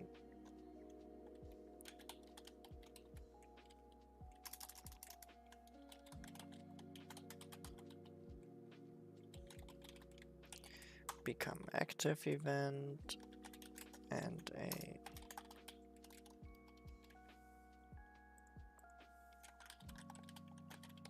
become inactive event.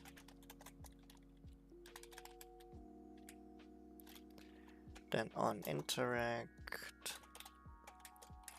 we toggle the bool. Probably also want to expose it.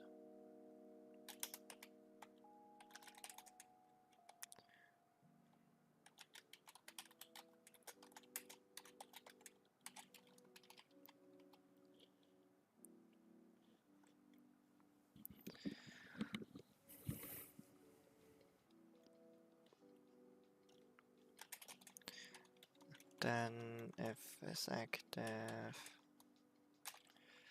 invoke this one.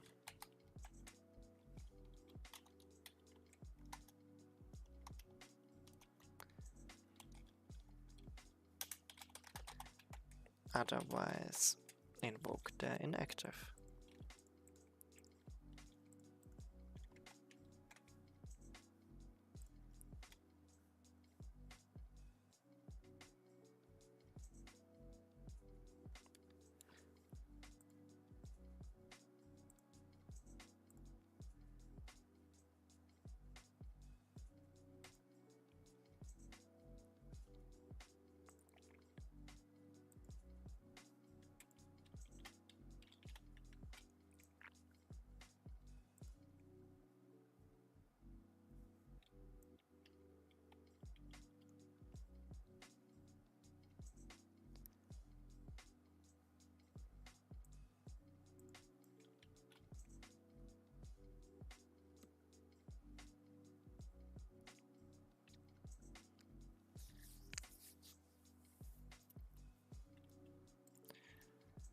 Now, okay.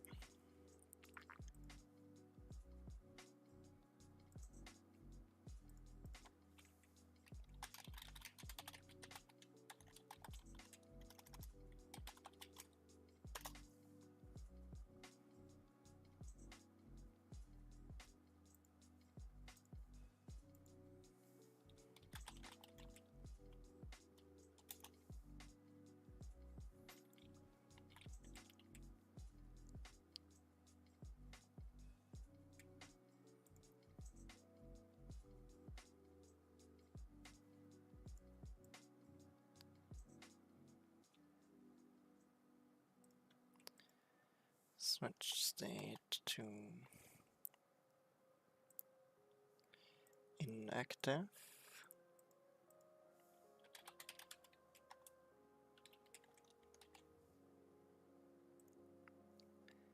And we also need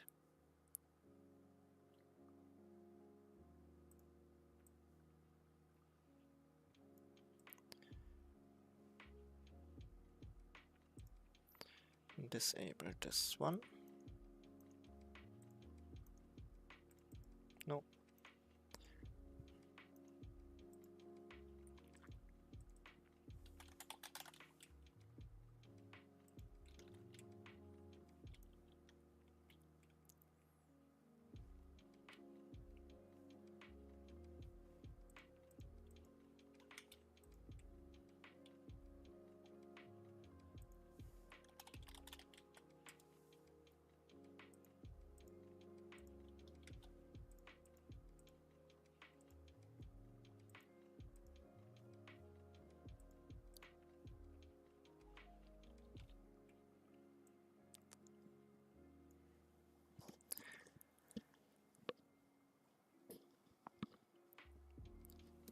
Okay, let's see if this works.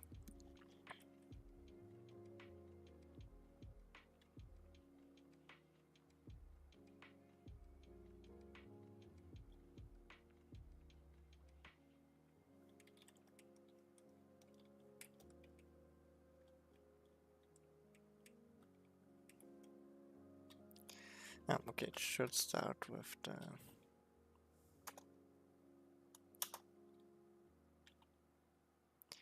this should be the initial. Then you can go over. That would be the plan.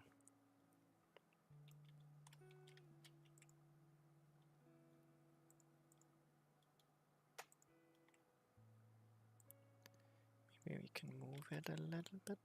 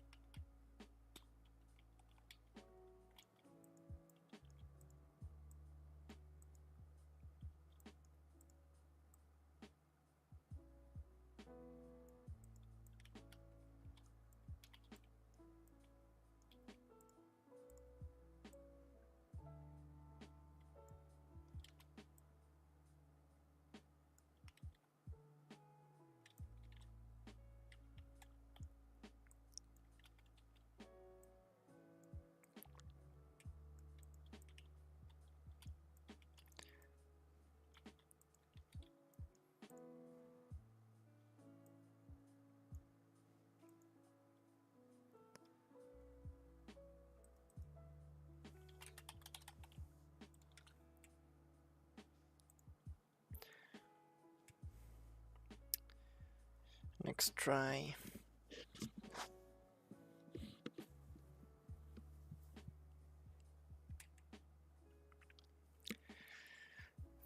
What am I doing right now? I'm trying to set up basic tutorials for everything. So like kind of an obstacle course. So you get, it's not like full-fledged tutorials, more like button prompts to explain. The idea would be to explain non-intrusively, as fast as possible, how to use the abilities. So here you can't get through, so you have to interact here and then need to revert over to continue.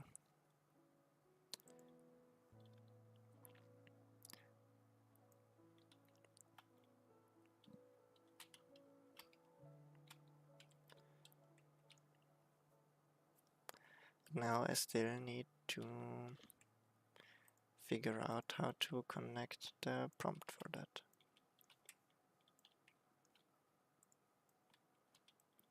What are you doing?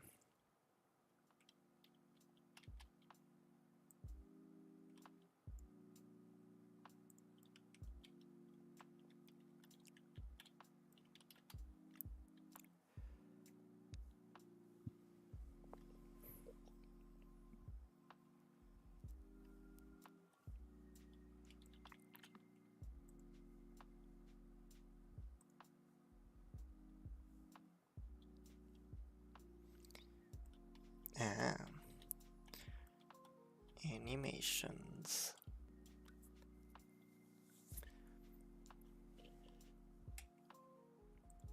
Will you be at the playtest at Spengergasse? It's like in 2 weeks.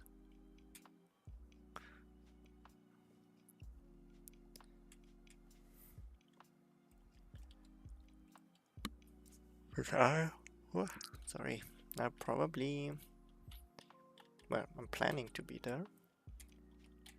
Let's see if it also works with my schedule.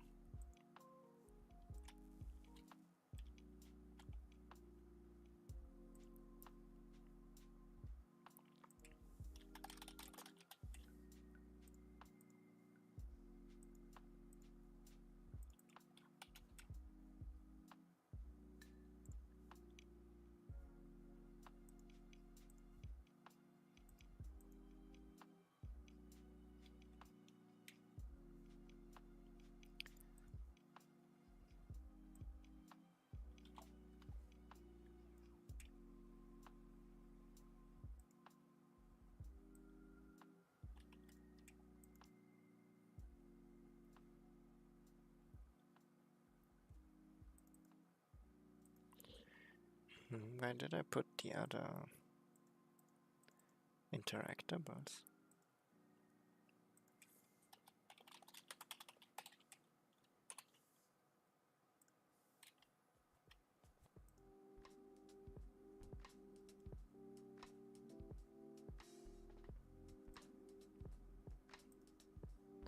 Yeah, level elements, interactables.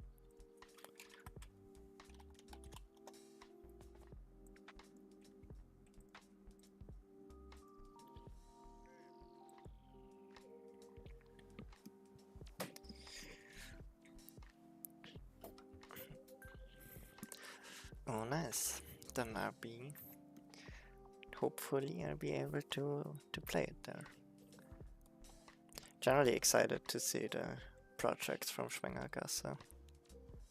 Always some really good stuff there.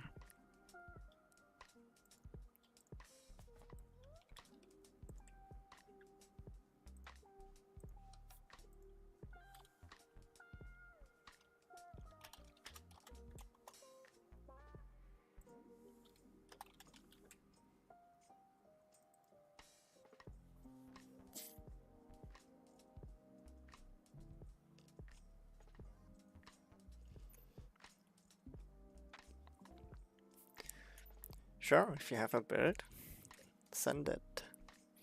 Can take a look.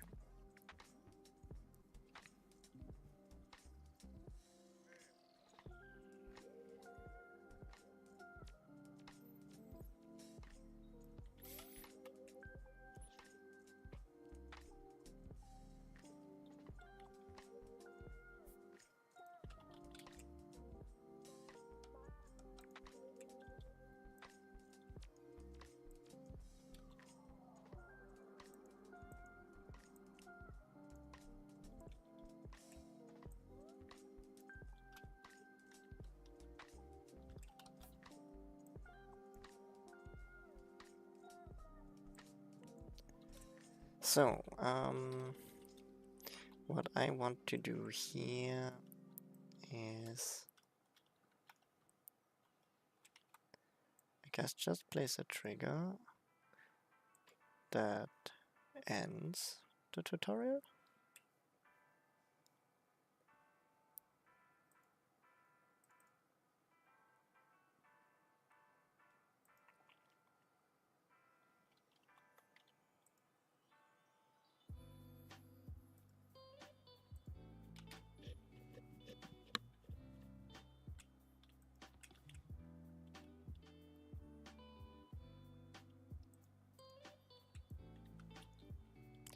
And the tutorial should start.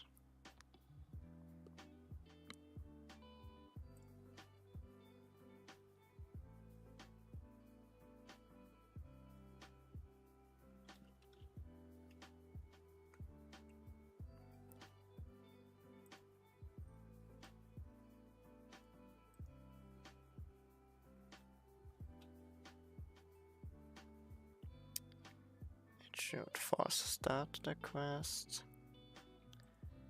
or end the quest when it's not active.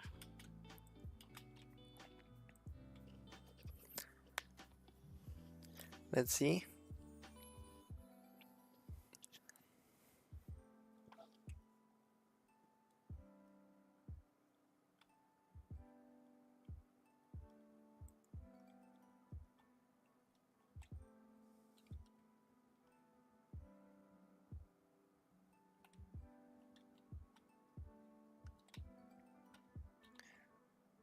I think that worked.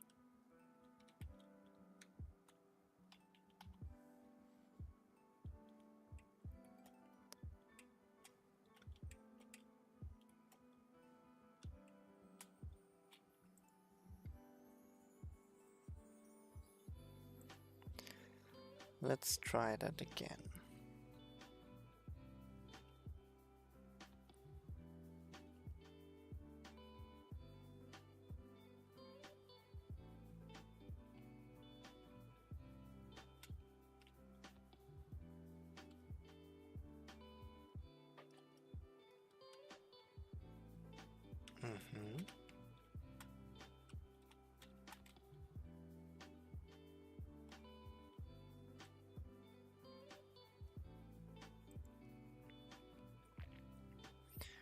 When we do need a respawn, I think.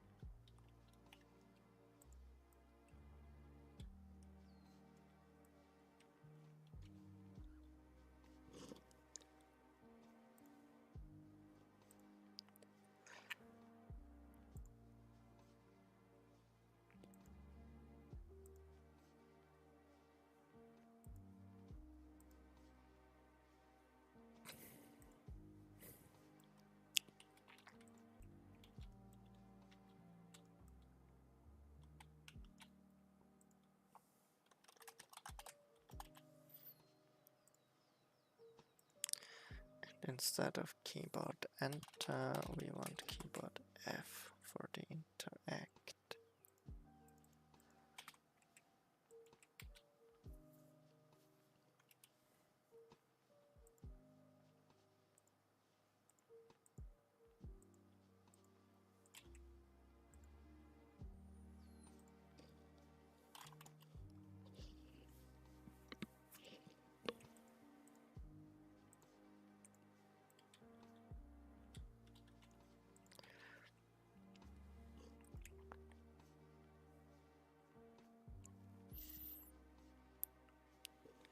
Sure, thanks for stopping by, FetchBot1. Have a nice work day. Create some cool Minecraft content. And maybe see you in the next one.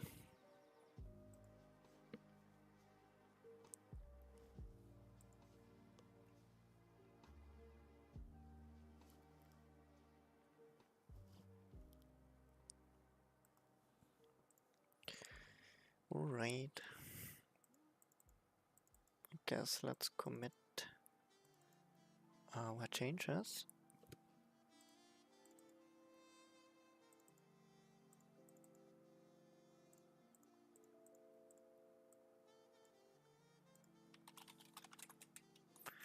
Feature hub, setup, basic interf tutorial.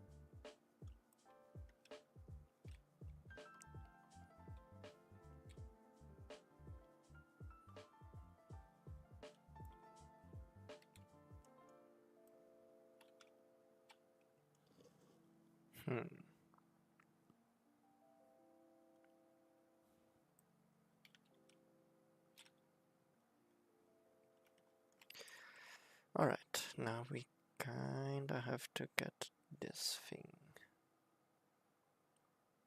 working.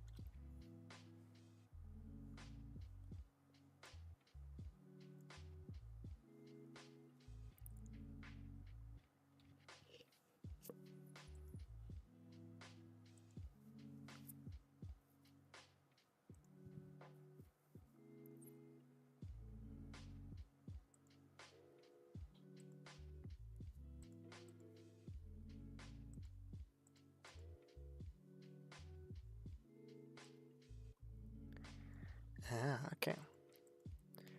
This thing is generally broken.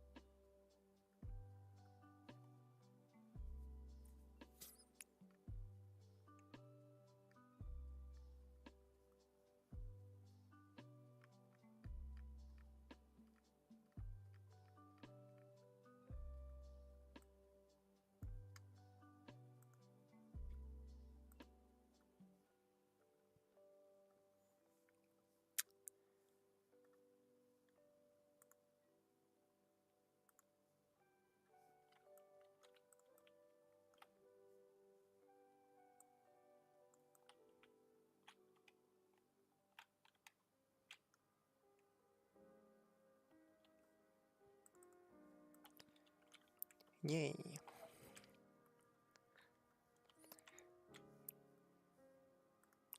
I'm excited to see your progress. It's been a while since I last tested. But also since then, something I have to go check out, but like my hand started to hurt.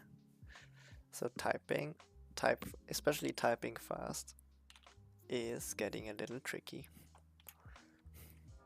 So we'll see how I manage.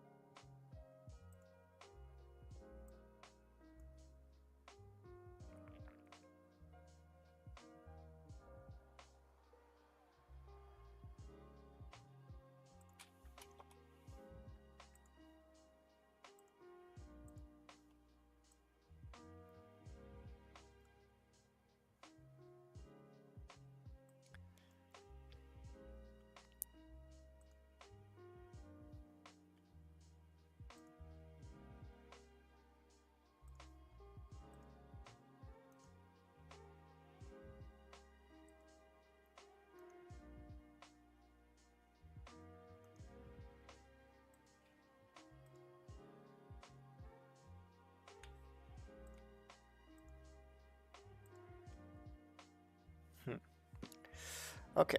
I'm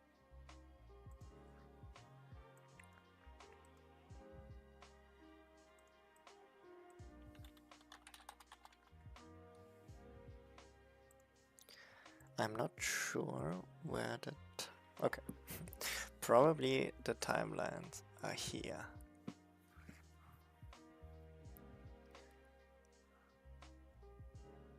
So that's the director.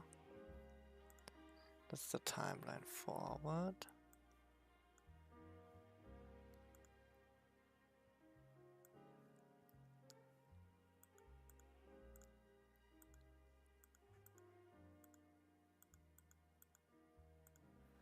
I'm not exactly sure which one we need.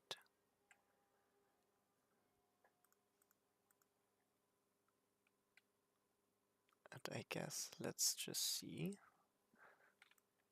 what happens.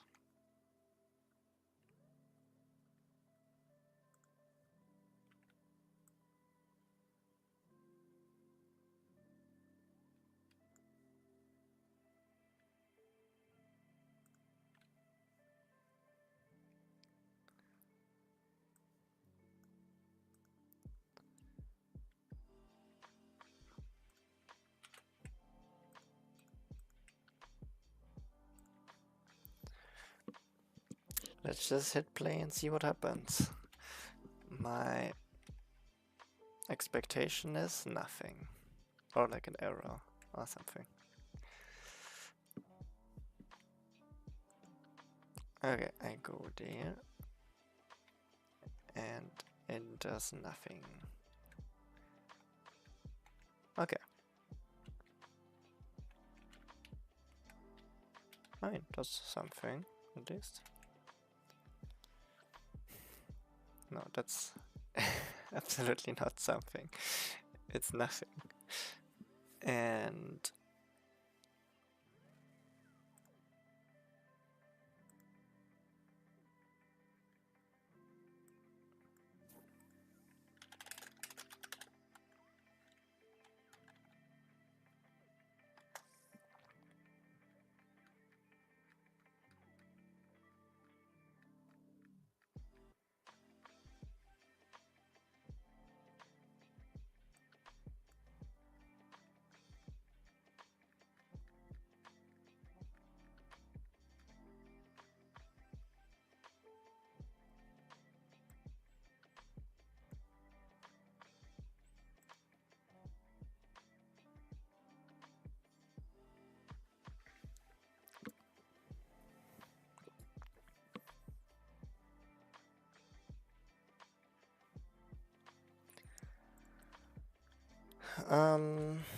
no.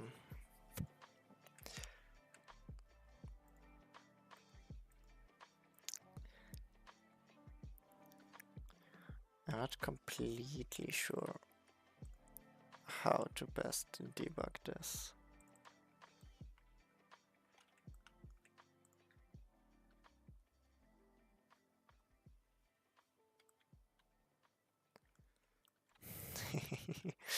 You're testing in the build.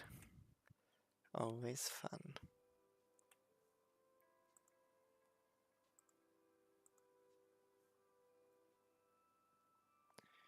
Play forward. Okay, no, that also. Play forward should be correct.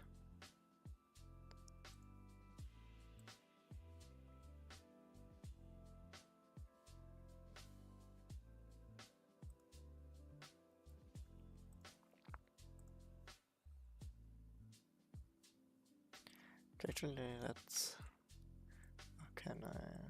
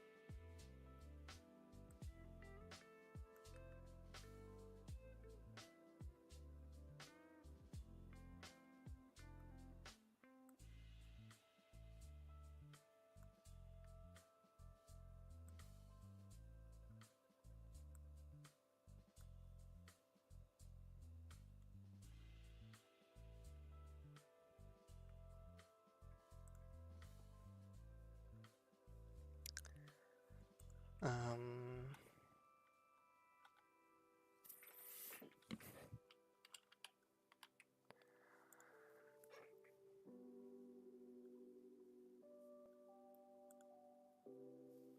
Yeah, okay. We do need to bind the animator, which is here.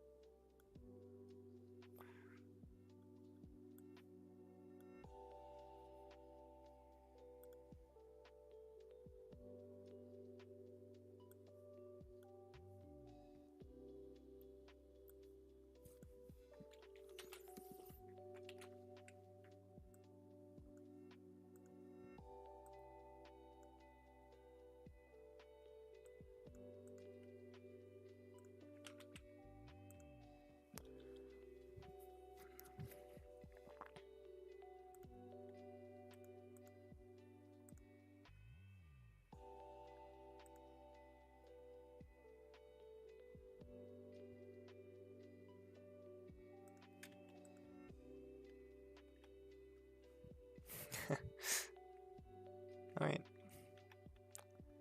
it does something.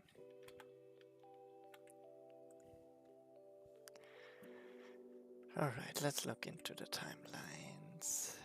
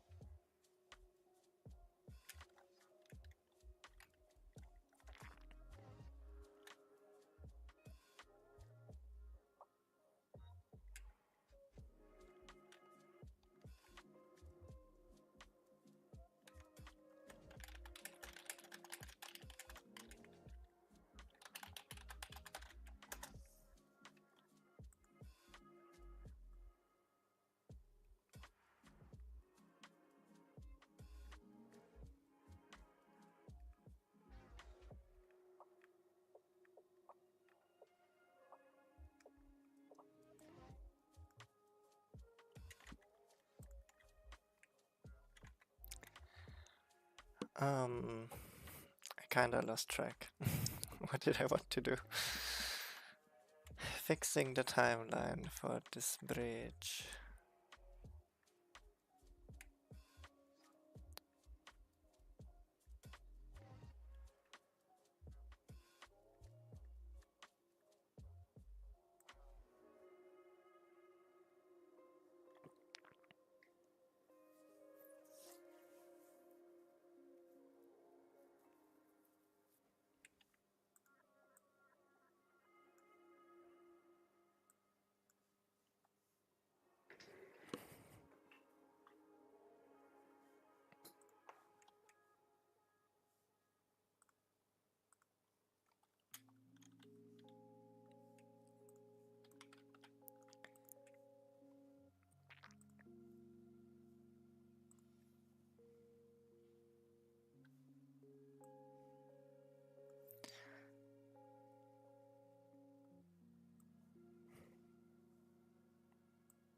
Yeah, okay. That's the crumbling one.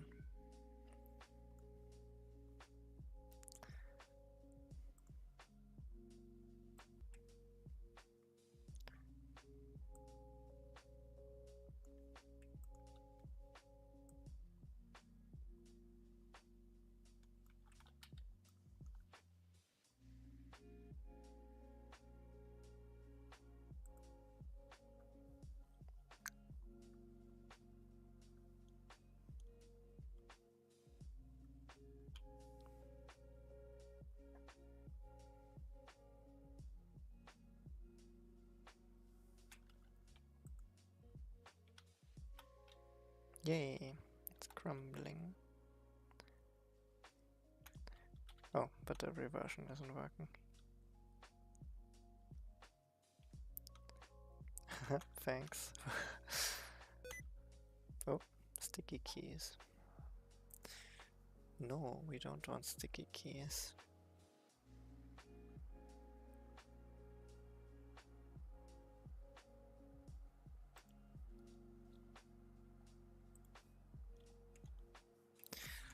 I'm definitely gonna need increased HP.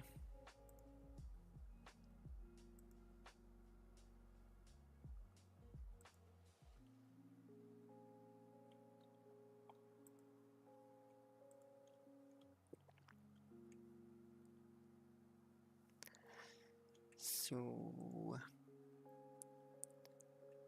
but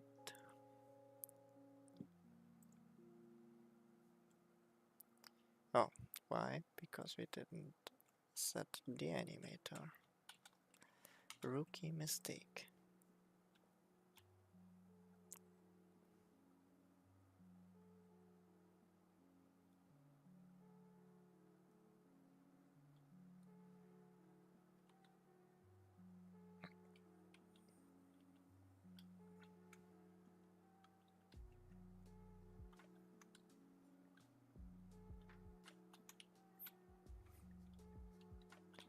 How does time freeze work?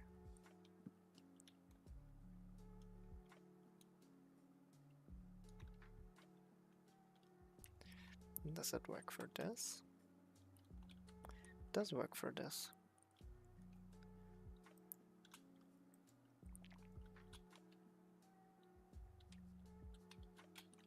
Ah, it didn't work because I was out of range. Alright, why am I out of range?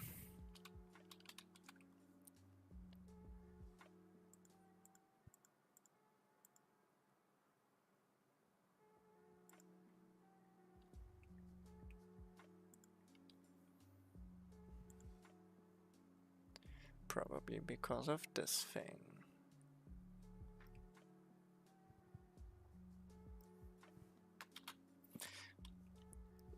Maybe sometimes just making it bigger works.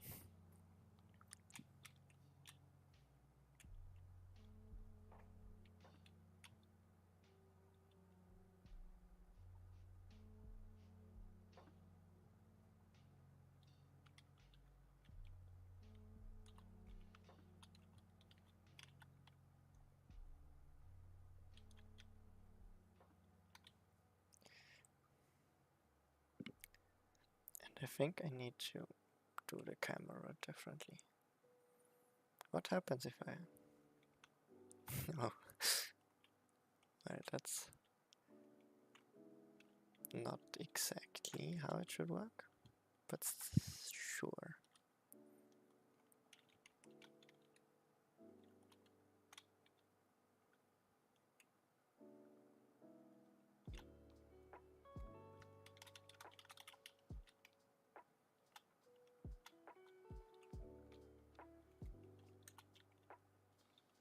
No.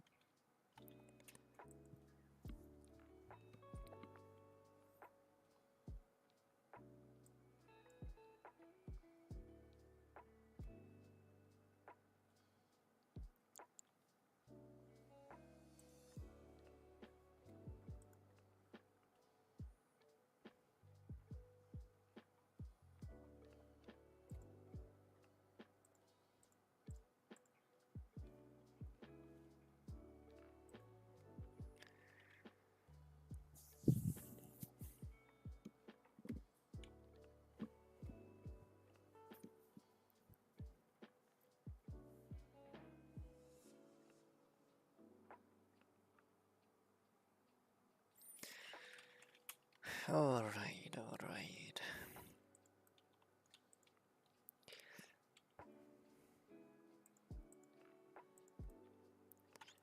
But what I'm unsure... Okay, what first? Fixing the collider or adding a camera? Adding a camera, because that's...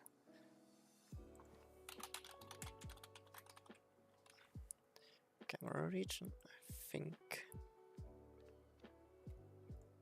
that's what I need.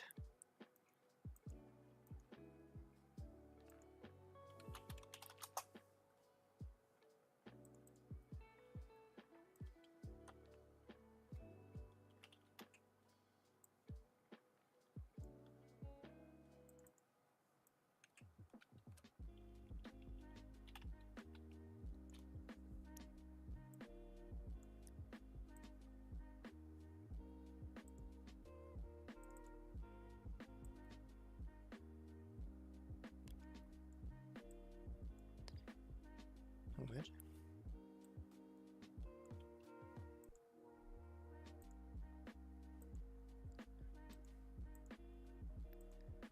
Uh-huh.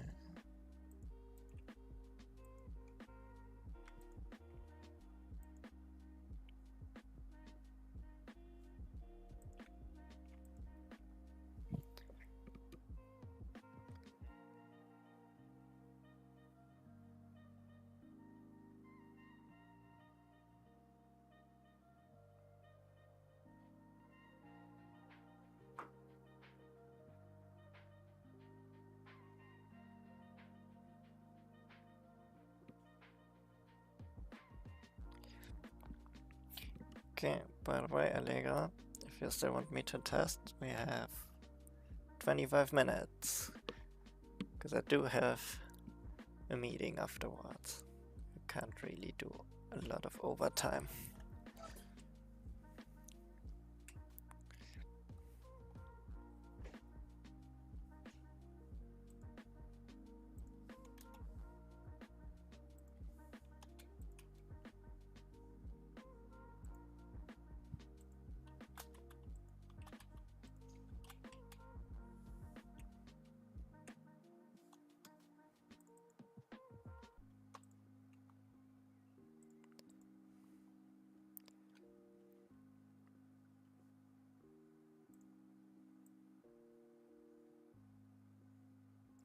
Wait, why?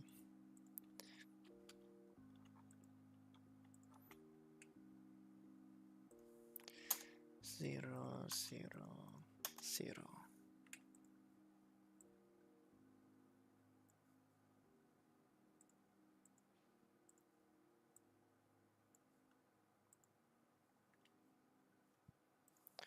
Actually, let's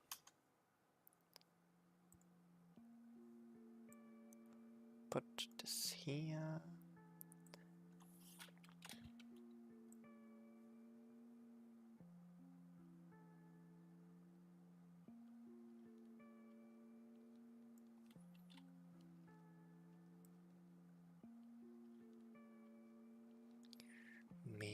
like that.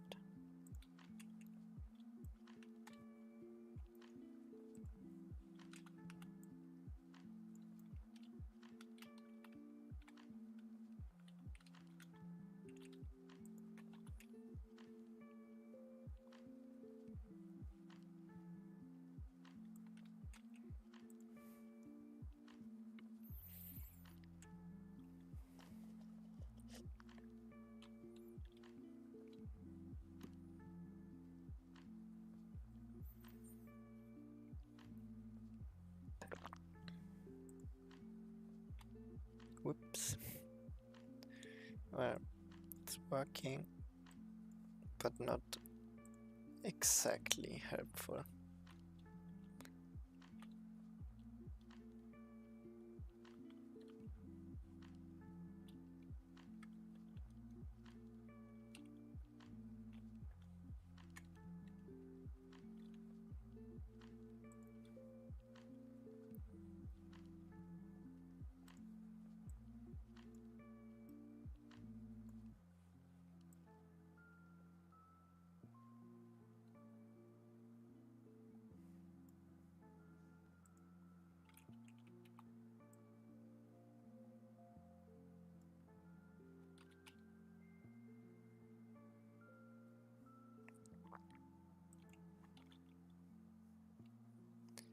Okay. One last quick test here for my camera region. And then we'll check it out.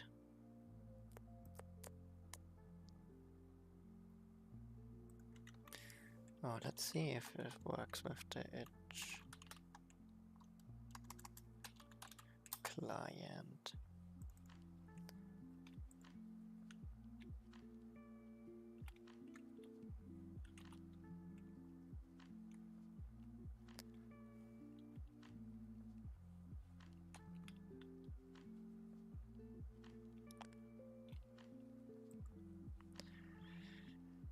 I mean, it kinda works.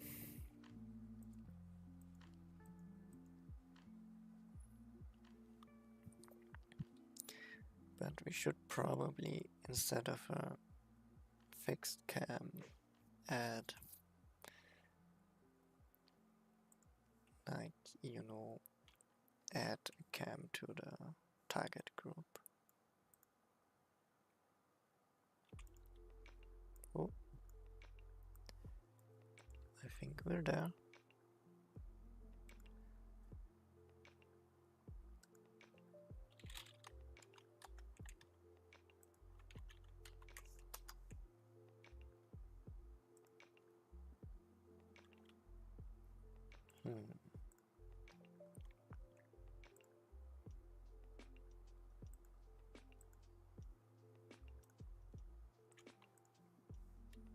Oh, whoops.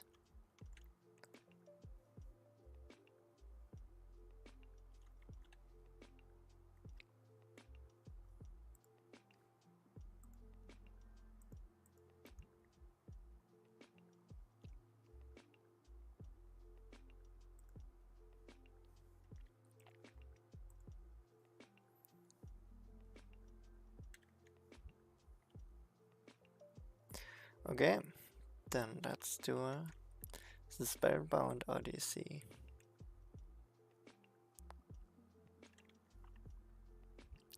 And we can adjust audio.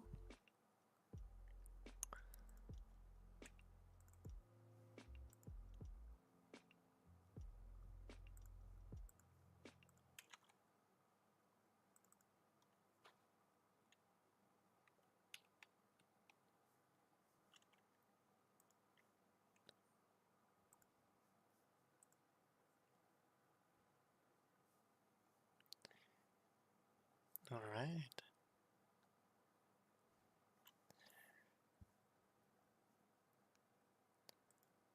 Oh, I think it's cutting the. I guess let's stick with this view. Ooh, there's an introduction now. Far away in a distant land called Talandia, there was a brave but not very talented sorcerer called Elara Placeholder. I don't have audio yet. I think. No, I think that's fine. Dash. Something else, spell book. Energy ball, left click. Fireball, shift E.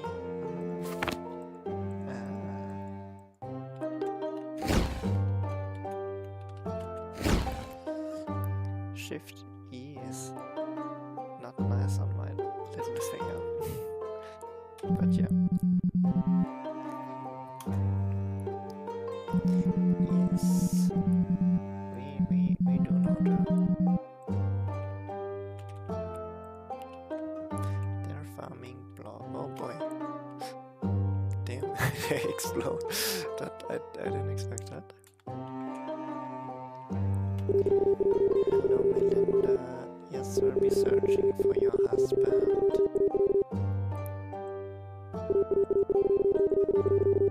Yeah, I'm sure he went hunting.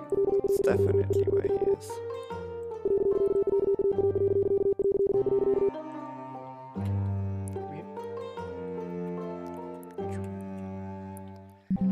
Let me out, Bernd.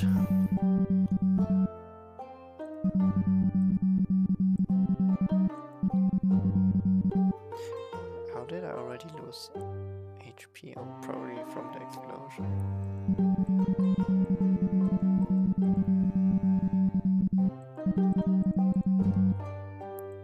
Yeah, I'm definitely not gonna be safe. Main quest, unreached level 3. And we do have a map. Oh! Oh, it's a live map. You see the enemies. Oh, that's nice.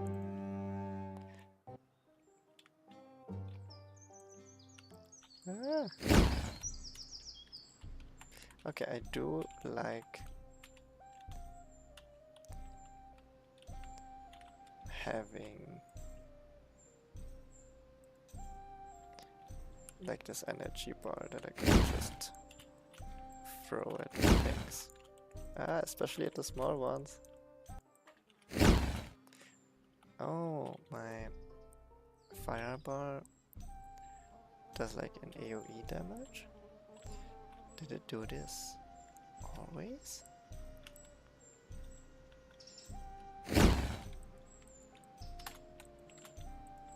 No, stuck on a tree.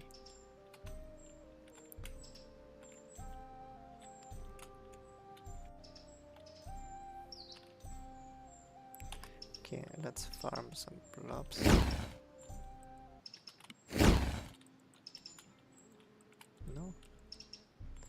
No. Oh god. Oh nice, that was fast. Unlock new spell. New. Is this a speed spell? Control F. Yeah. Oh, I like the trail. How long does this last?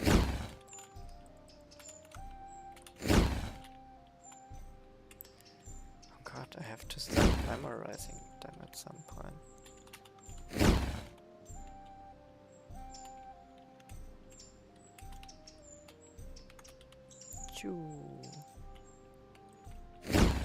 Oh god, oh god.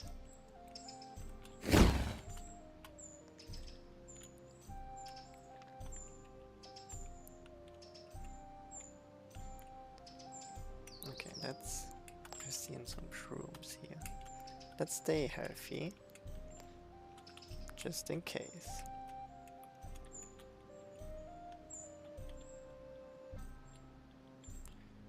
Abandoned village.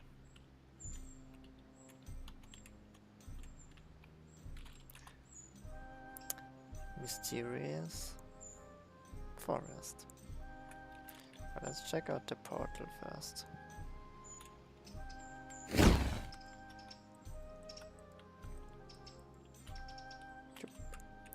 Oh, unlock new spell. I like that they're unlocking the spells a lot faster now. That's kinda what keeps them keeps it exciting. Healing. Oof. QFER. Are we full health? QFER. QFER. I think the only problem with the healing, problem so to say, is that like outside of combat you can now, you're basically always full health now. Oh. So I'm not sure if you might want to add a limitation on that, or like some kind of spell component that's like limited. Oh god, I forgot that it splits up.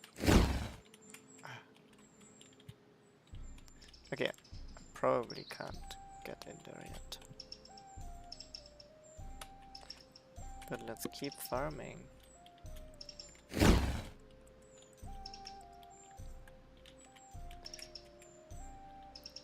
Because I want to see how many spells there are. Choo!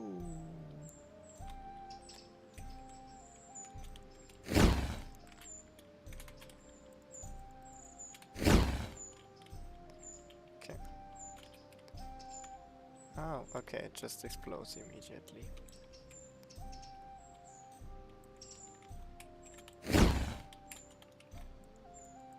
Ah, stay away. Oh no. I'm always surprised when the little ones pop up, but I kinda should know. Damage aura. XCQ. Okay, let's actually find an enemy for that now. Ah, okay. It's a AoE spell. I kinda thought aura kinda implies to me that it's like around my character.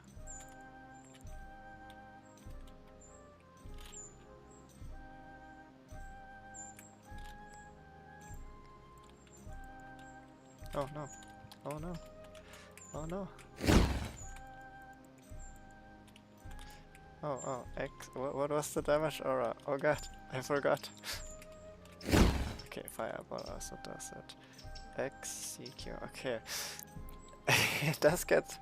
I think it really sells the fantasy of that being you know, being a wizard, a sorcerer, in a stressful situation and then having to remember the correct incantation. Kinda sells it really well. Like, oh my god, I do need this damage aura right now. But what was the was the combination? And you literally get better by learning them. See, I'm pretty good at the healing one. I think QFER are also like kinda nice to do, but XCQ is like a weird magical forest. Wilma. My flowers and mushrooms today, I noticed something. Is that a placeholder for a character? Probably. I heard strange noises coming from deeper in the forest. Bones clanking or oh no, skeletons. And I really like the effect of this. Oh, but I did finish this quest.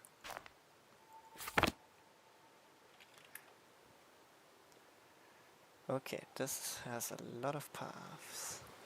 Oh, does this do something? No, it's just ambient. Or do they lead me somewhere?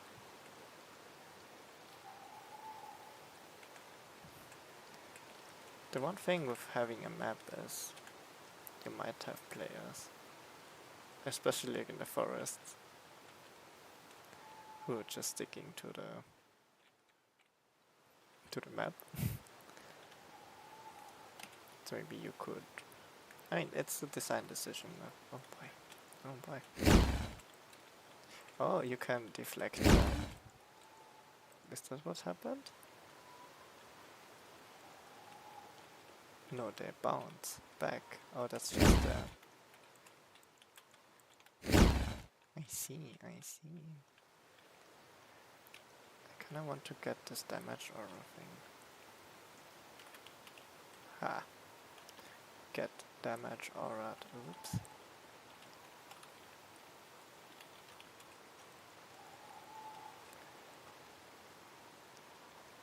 Alright. So we'll continue this way.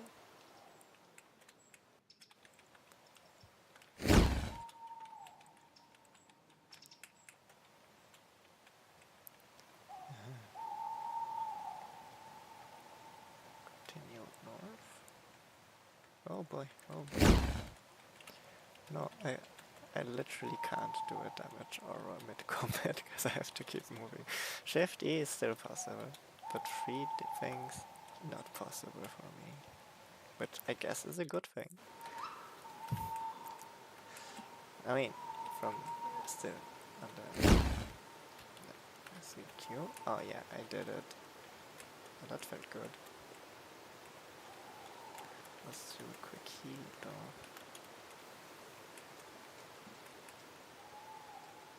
Oh, found something. Yeah, dungeon key. Okay, now let's head to the dungeon. Choo. Okay, let's move a little bit more. I think it plays really well already, and I think it was a good decision to make the progression faster. 'Cause the exciting things are the new spells for sure. I do enjoy the energy ball. I mean, that's kinda your auto attack basically. And it's the question if you want to have something like that. I guess you kinda need to.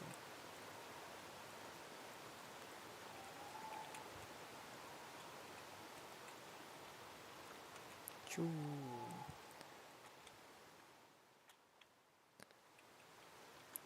Yeah, the speed boost is pretty cool.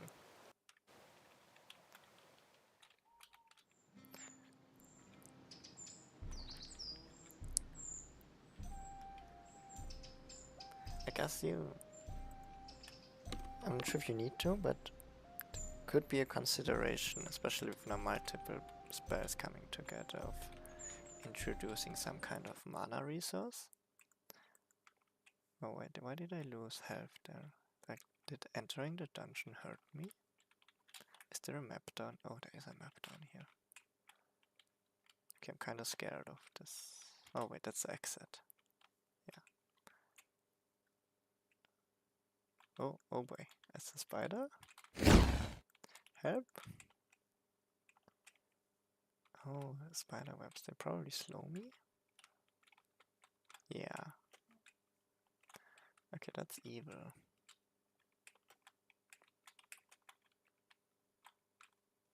You know what could also be fun? Is if the dungeon was actually dark and you had like a light spell that you need to keep up, which is, I don't know, like the healing spell from the complicated. So you kinda have to always keep recasting the light spell. So you can actually see something.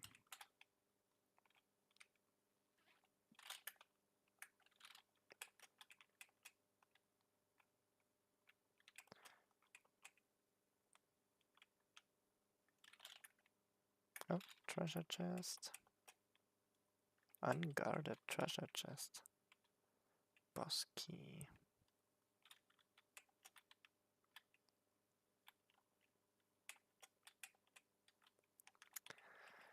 Ah, okay, I see. It just looks like, but I actually started from this HP.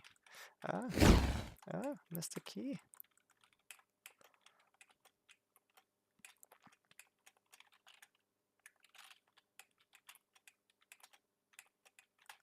Oh god.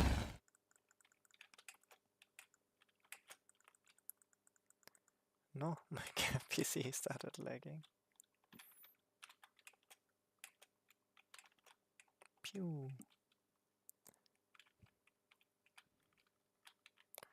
So is this the boss? Oh, it's the boss. Oh no, I am a little scared. Oh, that's a husband. So that's where you've been hiding. I am human. Oh god, oh god. Wait, hey, they're attacking me. I'm still in the dialogue. Hello? I'm still in the dialogue. Hey, that was... Oh boy, that is... evil. Oh yeah, quick mid-combat healing. You know, all that healing practice paid off. Oh god, I can't miss the... What? I missed the fireball. Yeah.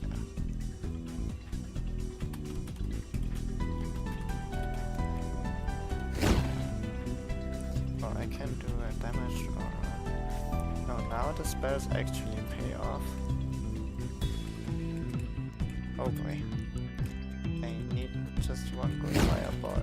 Yes. Mid-combat healing, maybe? When did I activate the speed boost? Oh god. Oh no, I'm slow. No, I wanted to hit all of them. My problem is with the damage aura. It's a personal problem though. Is that I always have to look to find the X and C. Oh, do the cobwebs also? No. No.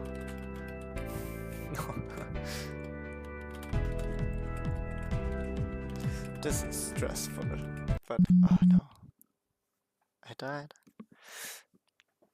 This is stressful, but very exciting. Disclaimer. I guess the boss fight is like endlessly restarting. Okay, I'll try one more time. What's the disclaimer? Oh, damage aura doesn't do damage to the big spider. Oh, whoops.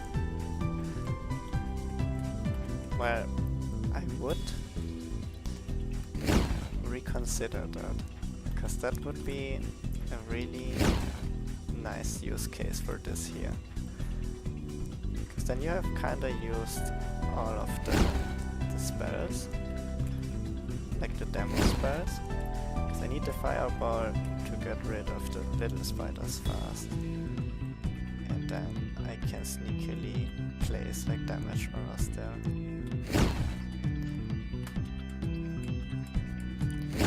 Or I'm not sure if you want to add like a separate state for the spider where it comes down so it can be damaged.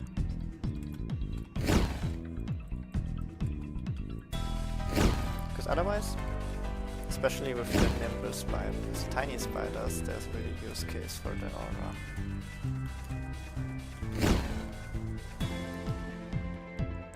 No.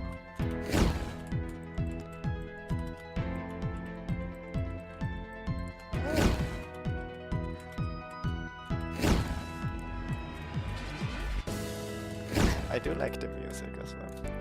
Okay, mid-combat healing.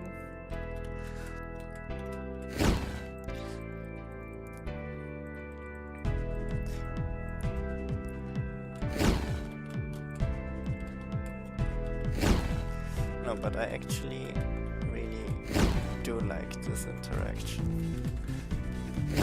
What is this? Oh no! Multi-stage fight. Oh god.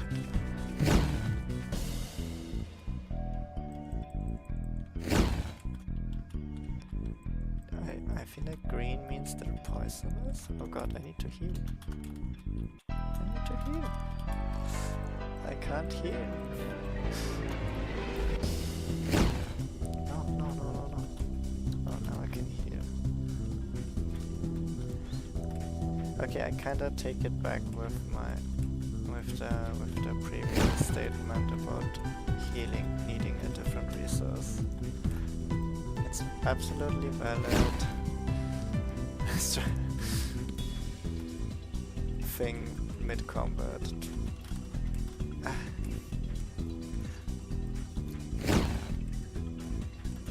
Oh, that's where I need the speed boost as well. Oh, true. No. Oh god, I'm dying. I'm dying. But I'm not doing damage enough.